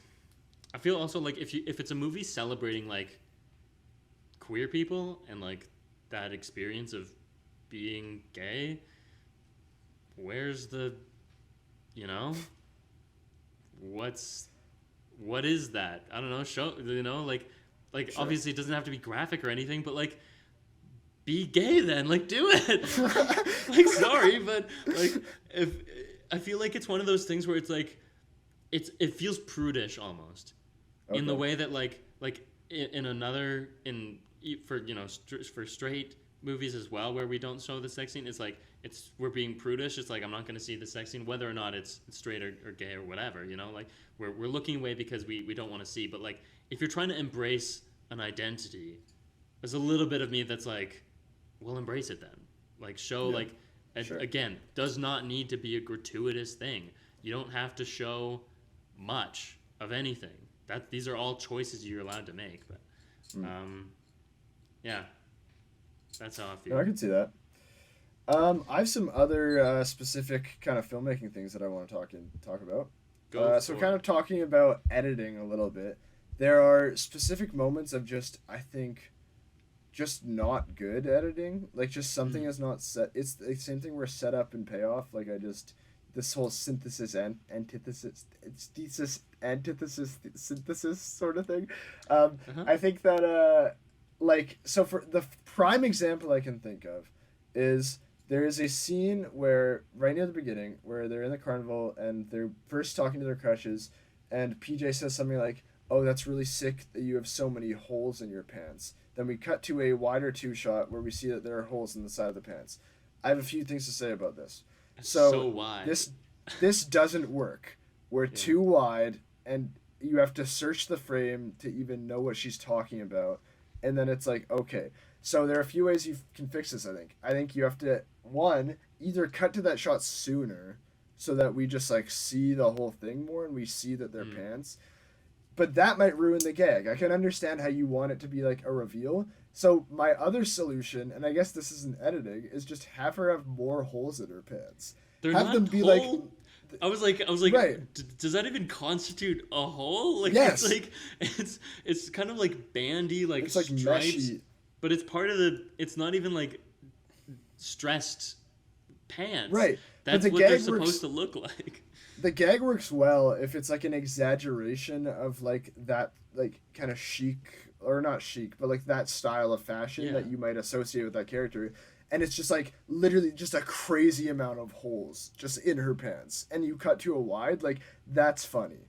Like she's just wearing these absurd pants. And then, but then the other solution I think, is just that you cut to that sooner. You set up that she's wearing that. Then the gag is different. It's less of like a punchline. Then it's just more of like a running thing. But I think that either way, like we just need like that didn't work. And I think that there are a decent amount of moments of editing where it's like, oh, I didn't get the right information at the right time because of the way you edited this. Yeah. I definitely felt it on that one, and that clip was on YouTube where I was watching it on my phone after having seen the movie, and I was just baffled by like what a strange shot that was, and also costuming wise, how lack of holes those pants were. Like I don't even know if the joke has to be there being an absurd number of holes. I think if it was just like, again, I think also another problem is like, I feel like you're referring to a bygone era where people had stressed pants. Sure. People do not wear those anymore, or if they do not dress like Kai Gerber dresses in that movie. It just, it doesn't feel truthful, and so the pants that feel truthful to the character just don't have holes in them. Feels like just a weird kind of like... It does feel like a dated joke. It feels like a 10 years ago joke. Yeah. I'll say that, Yeah. Maybe because they're millennials, dude. It was a millennial movie. That's what I was thinking, is like these people were in high school 10 years ago. Right. Not a dig at like, this is like, I think all of them look fine for high school, you know? There's no Ben Platts in here. It's also that they are all old. Like none of them look like they're 15. It's not a mix of like 15-year-olds and 27-year-olds. They're all like 27, so it's like okay. Looks normal. Yeah. And then the teachers are significantly older, so yeah, that, the like, teachers are way older. Yeah. Yeah. I will say also for the editing, this kind of ties back into the point you had earlier, but I feel like if scenes didn't cut off so early, I think that also solves a lot of the problems of like bridging between scenes. You just need, and I think also this is probably like, it's probably in the script, like that's where we cut, you know? Yeah. But if a scene lasted a little longer and explained where they were going next, Yes. like half of those problems are solved. Like, oh, now I know where we're going and why. You just kind of like segues. Segues are important. Speaking of which, I've heard you have another point, maybe? That was an example of a bad segue. Yeah, I mean, I have two things that are specifically. I have a shot choice thing that I just really want to quickly touch on where I feel like this movie, it has a specific style where it's trying to. It's like somewhat squared off shots. Like we don't really see things on too much of an angle too much. Like we often have these shots where it's like we're just seeing the front of these characters or we're seeing the very side of these characters.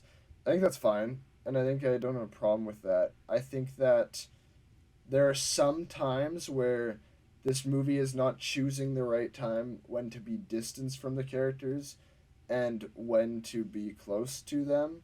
I think that we are too close to them on a lot of parts that are supposed to be more funny, and I think that we need to be further back for it to be funnier.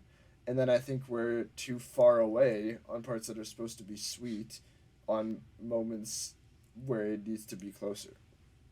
The frontality thing you mentioned, I don't know if that was the word you used, but that's when like characters are just facing the screen, basically, like squared shoulders to in the direction of the camera.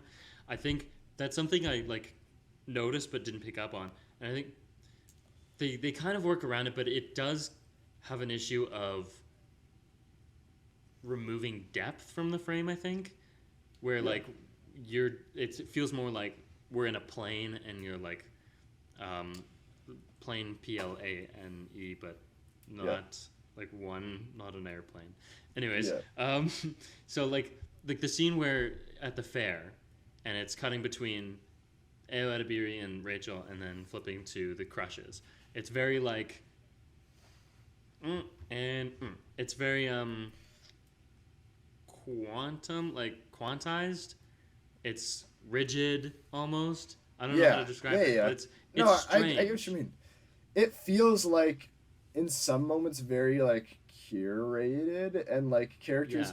Okay, it's like characters have been placed. It feels like characters have been placed in a thing, and that's not a bad style. That's like Wes Anderson does that. Whatever. He's like the most obvious reference of that. There tons of directors do it though, and it's like it's not wrong. But then also the movie doesn't do that a lot of the time. I think the keyword here. I don't think that's the style they're going for. I think it's just something that happens.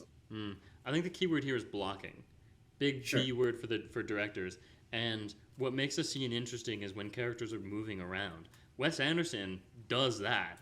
It's yes, there's frontality, but like he also like is like designing an image, a shot, and if a character is like not moving, there's other things that work for it that make it depth. But also like he kind of goes for that flat look, and it's sometimes, and it's like that's the point.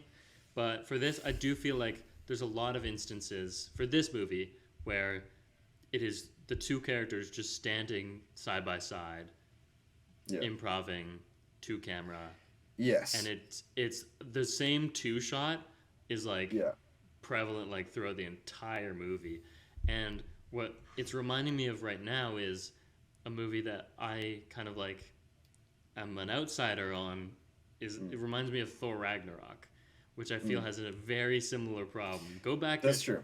Go back and rewatch that one. I don't care for Ragnarok anymore, and part of it is because it feels very stagey, and like in that one, it's a different problem because there's very obviously a green screen 3 feet behind them, and boy does it show, because every single scene where that is the case, it is two characters, two shot standing talking to each other.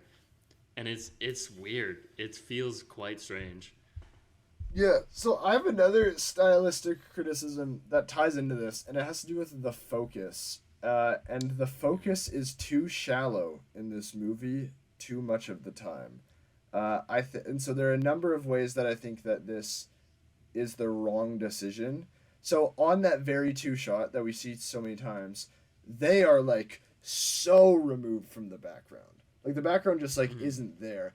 I actually think that shot works way better in a comedic sense if we can see the background and it's just this deep focus kind of thing. Like cuz then they feel like they're like situated in this environment, and instead of emphasizing like it feels like you're trying to emphasize character and or maybe emotion, or you're trying to make it more intense when it should feel more just like silly, and it should feel like they're in this world, and I think that they don't feel that way because of that. And then I also think the focus just straight up ruins some gags where the cage thing I mentioned earlier is so out of focus. Yeah. It's so out of focus you can barely see it. And I think that that's way funny. I'm not saying it has to be like f-stop 22 everything is completely, you know what I mean? Like Yeah. I just mean like it should be more in focus than that. And I think that focus should be deeper. There are some moments where they're doing the frontality thing and characters are slightly staggered, and because of the f-stop, the only one character is like in focus and the other ones are completely out. They have to rack. And I was like, this shot is better. If you want to do this style where you are not, where you're just composing like 2 shots and 3 shots and whatever, and you just want to use that as your coverage, and you just want it to be a static shot, great, cool, awesome. I don't think it works well in a comedy thing, in a comedy sense, if you have to rack between them. I think that you have to commit to what that shot is, which is just a static shot of these characters sitting or standing statically. And then I also want to say there's one more gag where right near the beginning, before they do the car thing with Jeff, the football players are doing really funny things in the background when they're running up to the car. They're like jumping over each other, like jumping on cars and stuff, and it's really funny, but you can barely see it. And it's like the gag isn't. You're not going too heavy-handed by making that in focus because it's still in the background. We're still not focusing mainly on that, and so it's like you're trying to draw focus away from that, both with staging and f-stop, and it should just be one. I think it should just be staging. Yeah, it's a difference between drama and comedy. Comedy's like, again, you play wide, and there's a general association where wide also just happens to mean deeper focus. Now that's not necessarily and like mechanically a true thing. You can do it however you want, but they go together. Wides go well with deeper focus, and kind of through association, deeper focus usually works better for comedy. But or like, you know, use it sparingly or use it for a very distinct purpose. And I think part of what you were saying about like the need to rack focus between characters doesn't work because a comedy, like, they're both supposed to be funny. So I should be able to look at the other one for their reaction as much as I'm looking at the person who's saying the funny thing. Comedy is as much about reaction as it is the person saying the funny thing. It's the straight man and the silly person. We still don't know what the word is. The straight man is just as important as what as the silly goose. And so if you have to rack focus and like the straight man's blurry, like what are we doing? Yeah. No, and then if you have to rack, then you're racking attention away from the silly person too. And so what's also important is that you have to see the silly person the whole time. It's removing freedom from the audience to look around, and I think that's allowed. Certainly in films, you're allowed to have shallow focus, but like in this kind of like, especially in a campy world, but a comedy generally, I think a lot of what's important is letting the audience look around and see what's funny, especially if you're putting so much work into like having funny things throughout the frame. I'll also say that like tying this into a thing, I thought they had the Emma, I think her name is, the director, did a lot of like good camera movement. I think she clearly, like, this is a higher budget than her first feature, Shiva Baby, which I will quietly wreck here. Very good movie with Rachel Sennett. That's like a really good chamber drama, dramedy first feature. Works very well, and it's clear how like maybe this was too big of a step, or maybe it's not too big of a step, but just kind of like was not achieved as well as it could have been for the step that it was. But I think in ways she's differentiated from Shiva Baby. My point is lots of camera movement, which I think works well for the comedy. Lots of push-ins on both for sincere moments as well as for comedic moments. I do think there's a bit of a point where I was like, okay, I've seen a lot of quick push-ins. It kind of like it loses its emphasis the more you use it. It's kind of like again like the improv, best used sparingly. And when you've done it 5 times, I'm kind of like, I get it. I've seen the show. I also think that sometimes the push-in was awkward, and I don't know how to explain that other than like the starting focus, and the focus was bad sometimes. There was one that they missed. It straight up lost focus like a lot of times. That's what that was. And I think like again, it's like if you're gonna do that camera movement, just narrow focus, your aperture. Do a deeper focus. But I think that there are also sometimes where it's like it just doesn't push in much. It pushes in like a very small amount, and it's just like I don't know. Like, and it just needs to be a bigger one because I think it's more dramatic. But whatever. Yeah. I have a really quick. I don't have another example of this. I just think it's just a flaw in a scene where I was like, what? So the car thing, the setup of that situation, they Josie and PJ are in the car. Isabel is arguing with Jeff, and so they invite Isabel into the car. Jeff stands in front of the car so that they can't move, and so they hit Jeff. That is the culmination of the scene. To end the scene, they back out of the parking spot and leave. We see that there is nothing behind them. I saw that and I was like, guys, what? Yeah. Like the idea just that like put a car there. if that's, oh my god. So first of all, so many easy ways for like that just not to be possible. Most parking lots, I would say, have a car behind you that would limit it. Such an easy fix to just not have the room to do that. I think the issue they've come up with is that if they truly were boxed in, when Jeff is now lying on the ground, where do you go? They can't leave. Yeah. So you actually can't stay leave. there. So you have to have a different way out. But if you're gonna like, if that's the thing, make it a thing. Don't like be like, don't try to hide it. Emphasize it and be like, oh shit, I should have just reversed. Yeah, that's that could a be. joke. They can literally just make it a That's so joke. funny. Even if their intention was that it is a joke, the wide shot where we see that is not. It's in the corner. The fact that there's nothing behind them is in the corner of the frame. That needs to be like the joke. That needs to be front and center. That's the joke. There was nothing behind them. Even if you don't want the characters to remark about it. Yeah.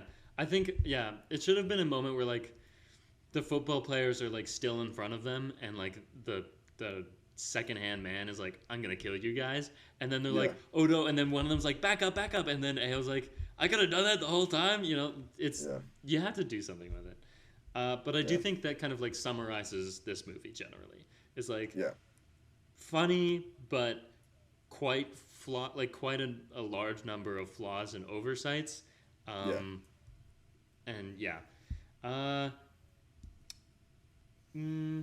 just deciding. Yeah, I think other than that, I'm pretty much out of. I'm out of points. Yeah, I think this movie tries to do things that other ones do better. I think Booksmart is a better example. I haven't seen it yet, but like the But I'm a Cheerleader movie. Lots of a fine time, I guess. I realized I laughed harder during Barbie, although I do think this movie overall I enjoyed better. I think I would rank this higher. Oh, for me, Barbie is handily a much better movie than this. I think in just about every department of filmmaking. I don't know. Maybe I'd have to watch Barbie again, but there is, in the same way that they have similar problems, I'd say, with an issue of like, I don't know, not enough character kind of work and like the in I between disagree stuff. with that. Mm. Yeah, I don't agree with Anyways, that. we have a segment we do every week. We sure do. So in case you haven't noticed, the podcast is called Predator versus Movies. We've done the movie part. Now it's time to get into the Predator. We asked the question, would this movie be better if the Predator from the movie Predator was in it? And I think you actually could put Predator in here somewhere. It's campy and it's silly, and the Predator could actually just like show, like they could be, again, going back to our old trope, they could be hunted by the Predator as a side plot. Well, they have to defend themselves, so maybe Yeah. Predators on the football team. Yeah. No, I've that been could be thinking fun. about this. We should incorporate this as part of the Predator versus movie segment. We should ask the question, who will win? Because I keep like, Yeah. I'll write in the YouTube description like, oh, this is the part where Predator versus, and usually I put the movie title, but sometimes I'm like for the Demeter one, for example, Yeah. I was like Predator versus Dracula, and I was like, how did we never ask that question? We never actually asked. So I think that has to be part of it now. Who would win? Yeah, So okay. Fight Club versus Predator. Who would win? I do think Predator would win. I think even in the world where they have trained to be brutal fighters who can kill, I think Predator's still winning that one, to be honest with you. I think okay, and the side note or like the rule for this segment, it's in the world of the movie we're discussing. Yeah. So Yeah. in Predator, they're fucked. But like if Yeah. I think there's a way they could That's pull it true. off. No, that's There's- true. In the campy world where they're murdering rival football players with fake swords, I Yeah. could see them like really like roughing it and like putting dirt on their face and like I Yeah. think they could do it. They could pull it off. They probably could do it. Yeah, in the world of the movie. No, I agree. You can read me.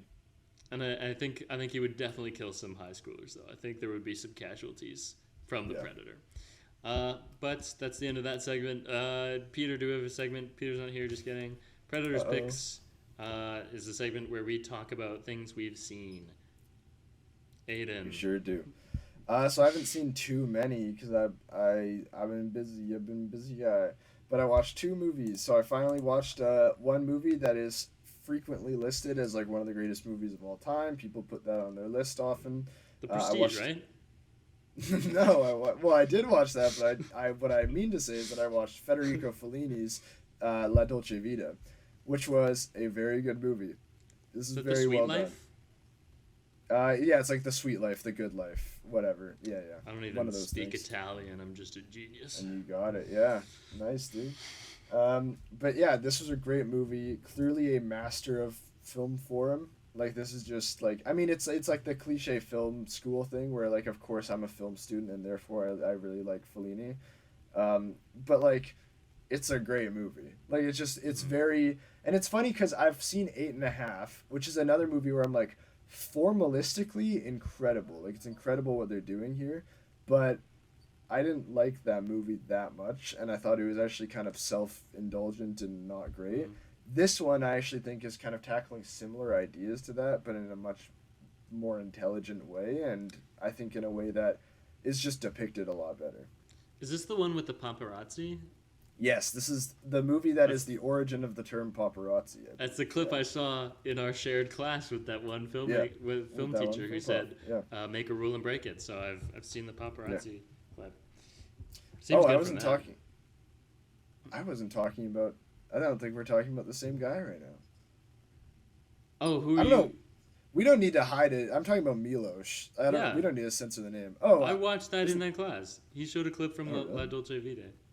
I don't remember that. Oh, okay. Anyways, you have another movie you've seen. I did see another movie, so I watched. I think I'm close to seeing every Nolan movie now. This is not like a watch through I'm doing, but I think that just Oppenheimer kind of gave me a reinvigorated sense of Nolan fandom. Not that I'm still not a huge Nolan guy, but so I watched The Prestige, one of the ones that I haven't seen. This movie's Peter's really favorite. cool. I think it's Peter's favorite. Really, this is a cool Oh movie. no, it's This is a- Dunkirk. I'm not sure. Sorry. This one's fun. It's actually really interesting that it's very Nolan-y in some ways. Like, it's very clearly a style, but it's also kind of different in some ways. Like, there's certain camera moves he does that I wouldn't expect to see otherwise. There's some really clever and effective and simple, just like camera things he does in this movie that I think are really cool. There's an insane twist in this movie. The twist in this movie is like, I don't know how I feel about it, because like on one way it's like, looking back now, it's like, that is set up. That certainly is set up. You can tell there's so many lines, so many things here and there, and you knew something absurd was going to happen. Have you seen it? Yeah. And well, let's spoil it, because also I think a lot of people have seen The Prestige, so. Okay, yeah, pew pew pew, spoiler for The Prestige. So it's revealed that Christian Bale the entire time was actually both him and his twin brother. That's the insane twist? I thought it was the Hugh Jackman is murdering his clones. I thought that was the one you were going to be like, well, there's that. That one's insane, but that's one that's more like, that one's more vague. What I mean is like, yeah, because I feel like because that one feels like less of a twist to me, because that's what we're led to believe somewhat early in the movie, and I don't mean it's in the latter half, but like the hats, and I remember the hats with the hats and everything. Like, we're led to believe that that's what's happening, and you're almost expecting that to like be revealed to not be the case, and then it just kind of is in the end. So it's like, because the reveal was more spread out, it's not as crazy, but it's like the fact that we're getting to the end, and it's like right at the end, it's like, actually I was two people the whole time.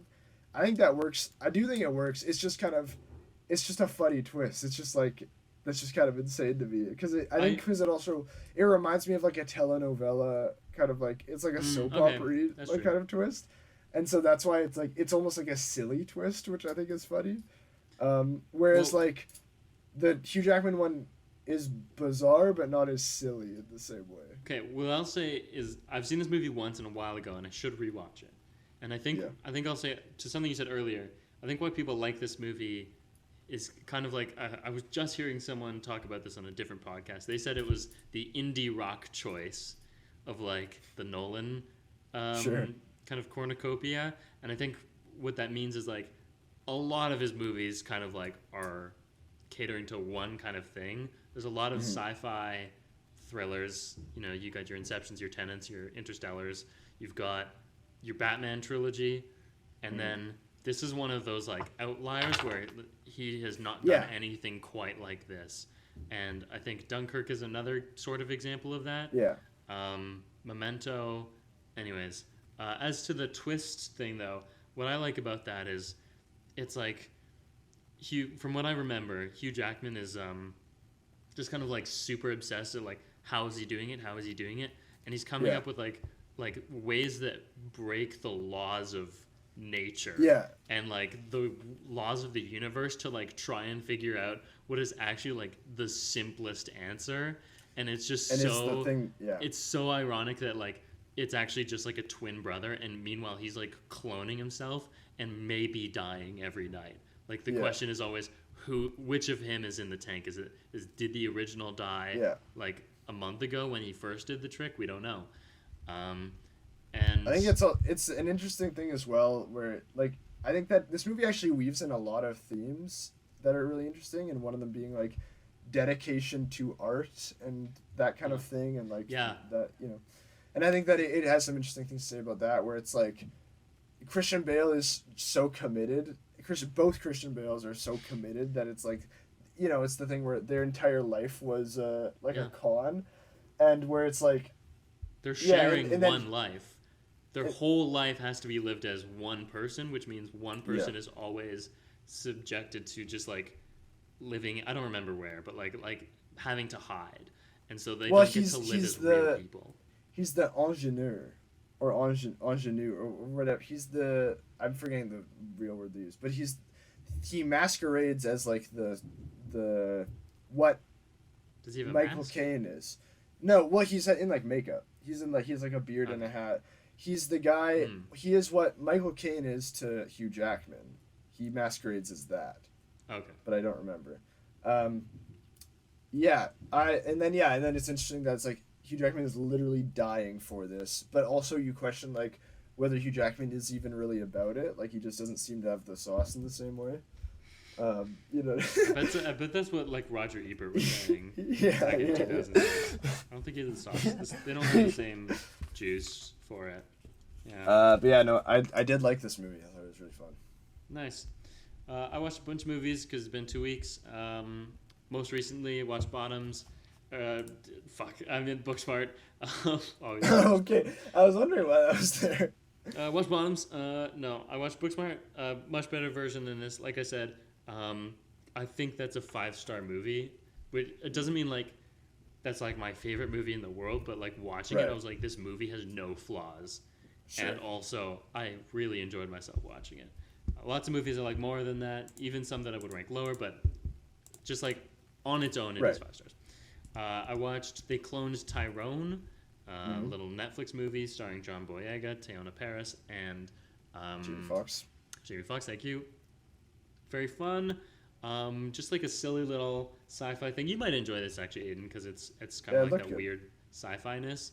I really liked the visual aesthetic. It goes for a grainy kind of like vintage 70s look, but it's set in the modern day, and so I found it very interesting that like it's just kind of a mix of time periods. There's a kid who's always talking about SpongeBob, so you know that we're in the modern day, but they're using dated technology. So it's kind of like a refusal to commit to any one time period. I found that really interesting.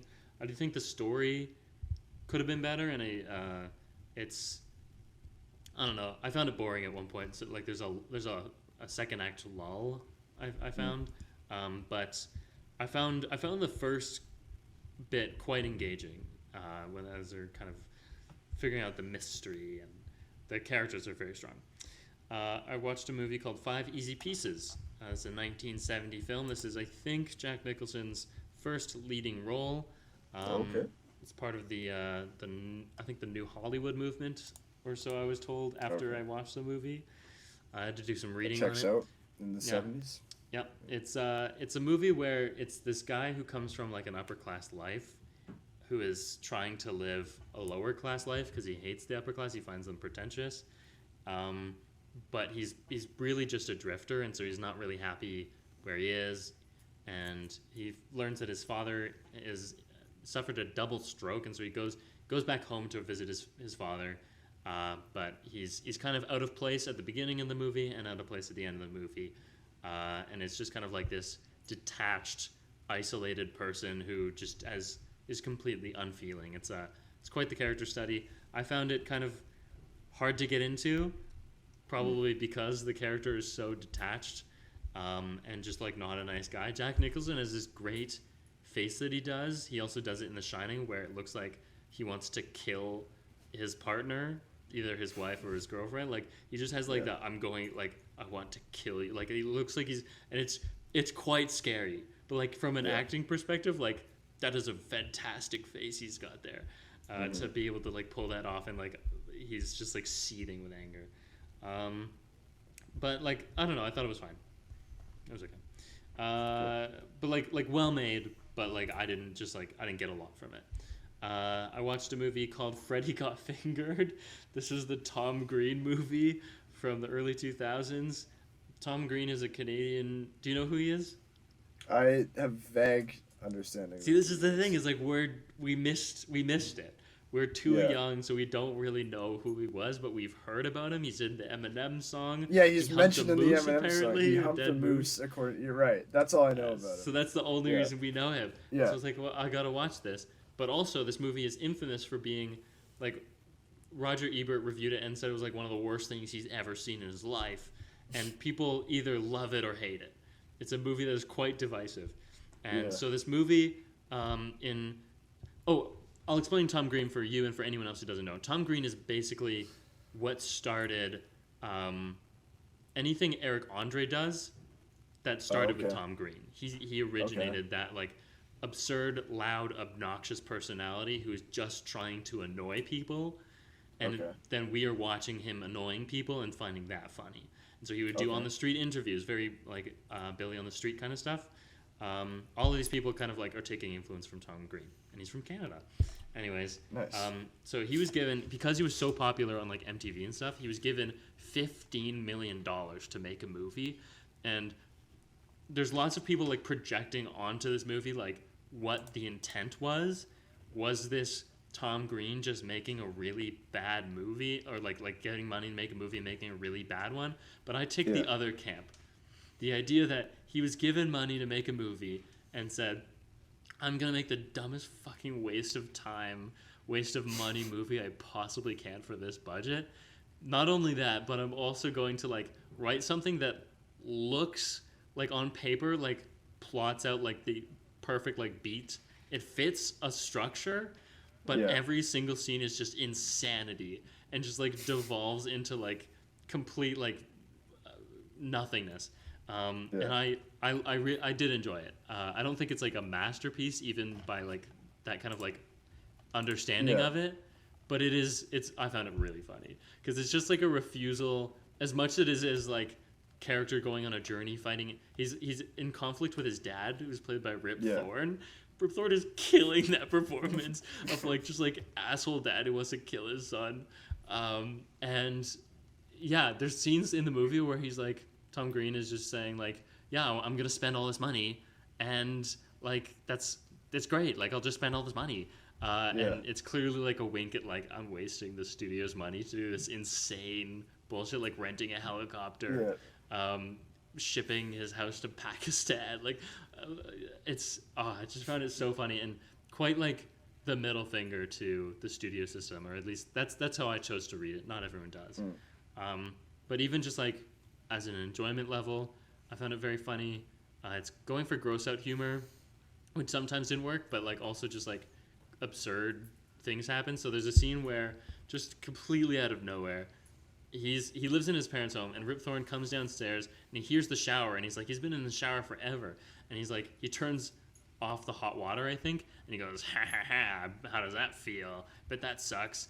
Doesn't hear a reaction. He's like, what's this about? Opens the door. He's like, are you even in there? Like, what's going on? He opens the shower curtain, and Tom Green is in a scuba suit in the shower, and he's like, and he takes off the snorkel bit, and he's like, I found treasure, and he's holding up like some soap, and Rip Thorne goes, that's not treasure, that's soap on a rope, and he goes, shh, it's treasure, and he's just like fully into this like persona that's come out of nowhere, like it's not in other scenes. And then like it lands in the toilet, and he's like, oh no, the treasure! And he like dives into the toilet. Like that's the whole movie. It's just crazy. I love it. So I found it funny. Moving on, I saw a movie called Safe. It's by Todd Haynes. He did Carol in 2015. Okay. I like this one. It's one of those movies where it's the bad art guy would call it bad art because it makes you feel bad. It makes you feel confused. So in that sense, it's bad art, but also I think it was a very well structured movie. The cinematography is particularly stellar. Just like makes suburban LA look so devoid of life and sterile. Lots of wides that kind of like distance you from the characters. Repeated use of dolly zooms, but here it works, where in Bottoms it didn't. And just like this character who you have complete sympathy for, even though you know she has like an environmental illness. She says she's allergic to the chemicals. Like it's a very vague thing that most people would be like, that's stupid, or like, you know, like you're overreacting, you're just hysterical. But like he treats it with complete sincerity and empathy, which I really liked. And just this idea of like this woman like falling to pieces, and people either not caring or not knowing how to fix it. It was very sad. It was a sad kind of like depressing movie, like not gonna make you cry movie, but just like your soul hurts. Yeah, you know. So that was a good movie. Continuing my Lumeathon. It sounds like I'm not doing a Lumeathon based on all the other things I'm seeing. I'm taking it slowly. So I watched Serpico. This is the start of his collab with Al Pacino. That's the one based on a true story of a police officer in New York who is dealing with corruption and is trying to deal with corruption. That was pretty good. That's all I'll say. Then I watched Dog Day Afternoon. Very famous. I enjoyed that one. Bank robber, hostage crisis gone wrong. It was good. Pretty straightforward. Just like no like, although there's like wrinkles obviously, like just kind of exactly what you would expect as a movie. Very good. I watched Meg 2: The Trench. The Megalodon. I had hoped we would do a pod on this, but probably won't unless we revisit it. I did not see Meg 1 to catch I did up. see Meg 1. Maybe you could fill me in, but like there were so many things that, I could not. I don't remember a thing about it. Apparently, like I've heard from people who've seen both, like there's so many things that just aren't explained either. Like just new things, like new characters who I thought were from the first one weren't. Characters from the first one dies off screen, and like her relatives are in this movie now. Strange stuff. As a movie, terrible. Like a horrible movie. Yeah. But as like an entertainment, boy, I was entertained. I had so much fun watching this stupid movie and like the absurd things. There's a part like, so they're at like the bottom of the Marianas Trench. Very funny that this movie came out post Titanic sub stuff. Like that's so unfortunate. But there's a part where Jason, like water's rising in this undersea base they're in, and someone has to go outside and re-enter and then let them out from the other side of this door. There's like a locked door, so they have to go around to lock the door from the other side. But they don't have any swimsuits, and they don't have any submersibles, so someone has to go like in the water, just in their clothes, at the bottom of the ocean.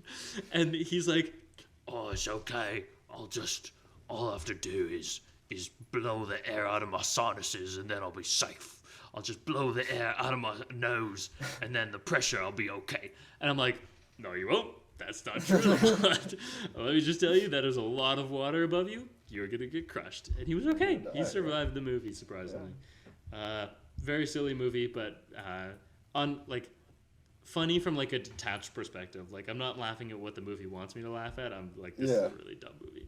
Last movie I watched is La Haine, very famous movie. I was not laughing at it. It's a movie about police brutality in France. Great acting, great characters, another one with like really great cinematography. Maybe one of the best looking movies I've seen in a long time. Better than Safe, better than like all these other ones. Just gorgeous black and white cinematography. And a message that still relevant today, kind of thing you have to say, but it's true. I think I had like a minor issue with it of just like the ending. I feel like although I like it, does seem to come out of nowhere. It felt unprovoked, and I felt it could have been better woven into the narrative to make it a little more inevitable and like seem like it was just set up. I needed more setup for that, but the ending itself was good on its own in a bubble, but in a vacuum. I mean, not in a bubble. Next week, that's all for my Predators picks. There was a lot. Next week, we'll probably end up doing Nun 2, unless I can convince you to do Threequalizer. Well, the thing is, I might not be there. This might be a rare... Oh, no! Okay, so we'll have to figure something out. Because if that's a you and Peter, then it might be a Threequalizer. Yeah, I'm not watching... If it's just me and Peter, we're not watching Nun 2. Not doing the Nun 2. No, I will watch the Nun 2. Yeah, I'm having none of that, I'll tell you that much. Yeah. But we'll figure it out. If you like us, check us out on Instagram and Twitter at PredatorVMovies. If you like my thoughts on movies, check me out at _AlexGordon_. I leave reviews sometimes. You can also check me out on Letterboxd. I'm 810Sonny. That's 810SONNY. My name is Wombo. I leave reviews sometimes, and they are often short. Nice. Peter, do you have any plugs? No, he doesn't. He's not here. If Peter didn't plug anything, you know what that means. Leave a review. You have to leave a fucking review. Leave a comment. Leave a like. Leave a star rating. Better be 5. If you leave any of these things, we'll hug and kiss you.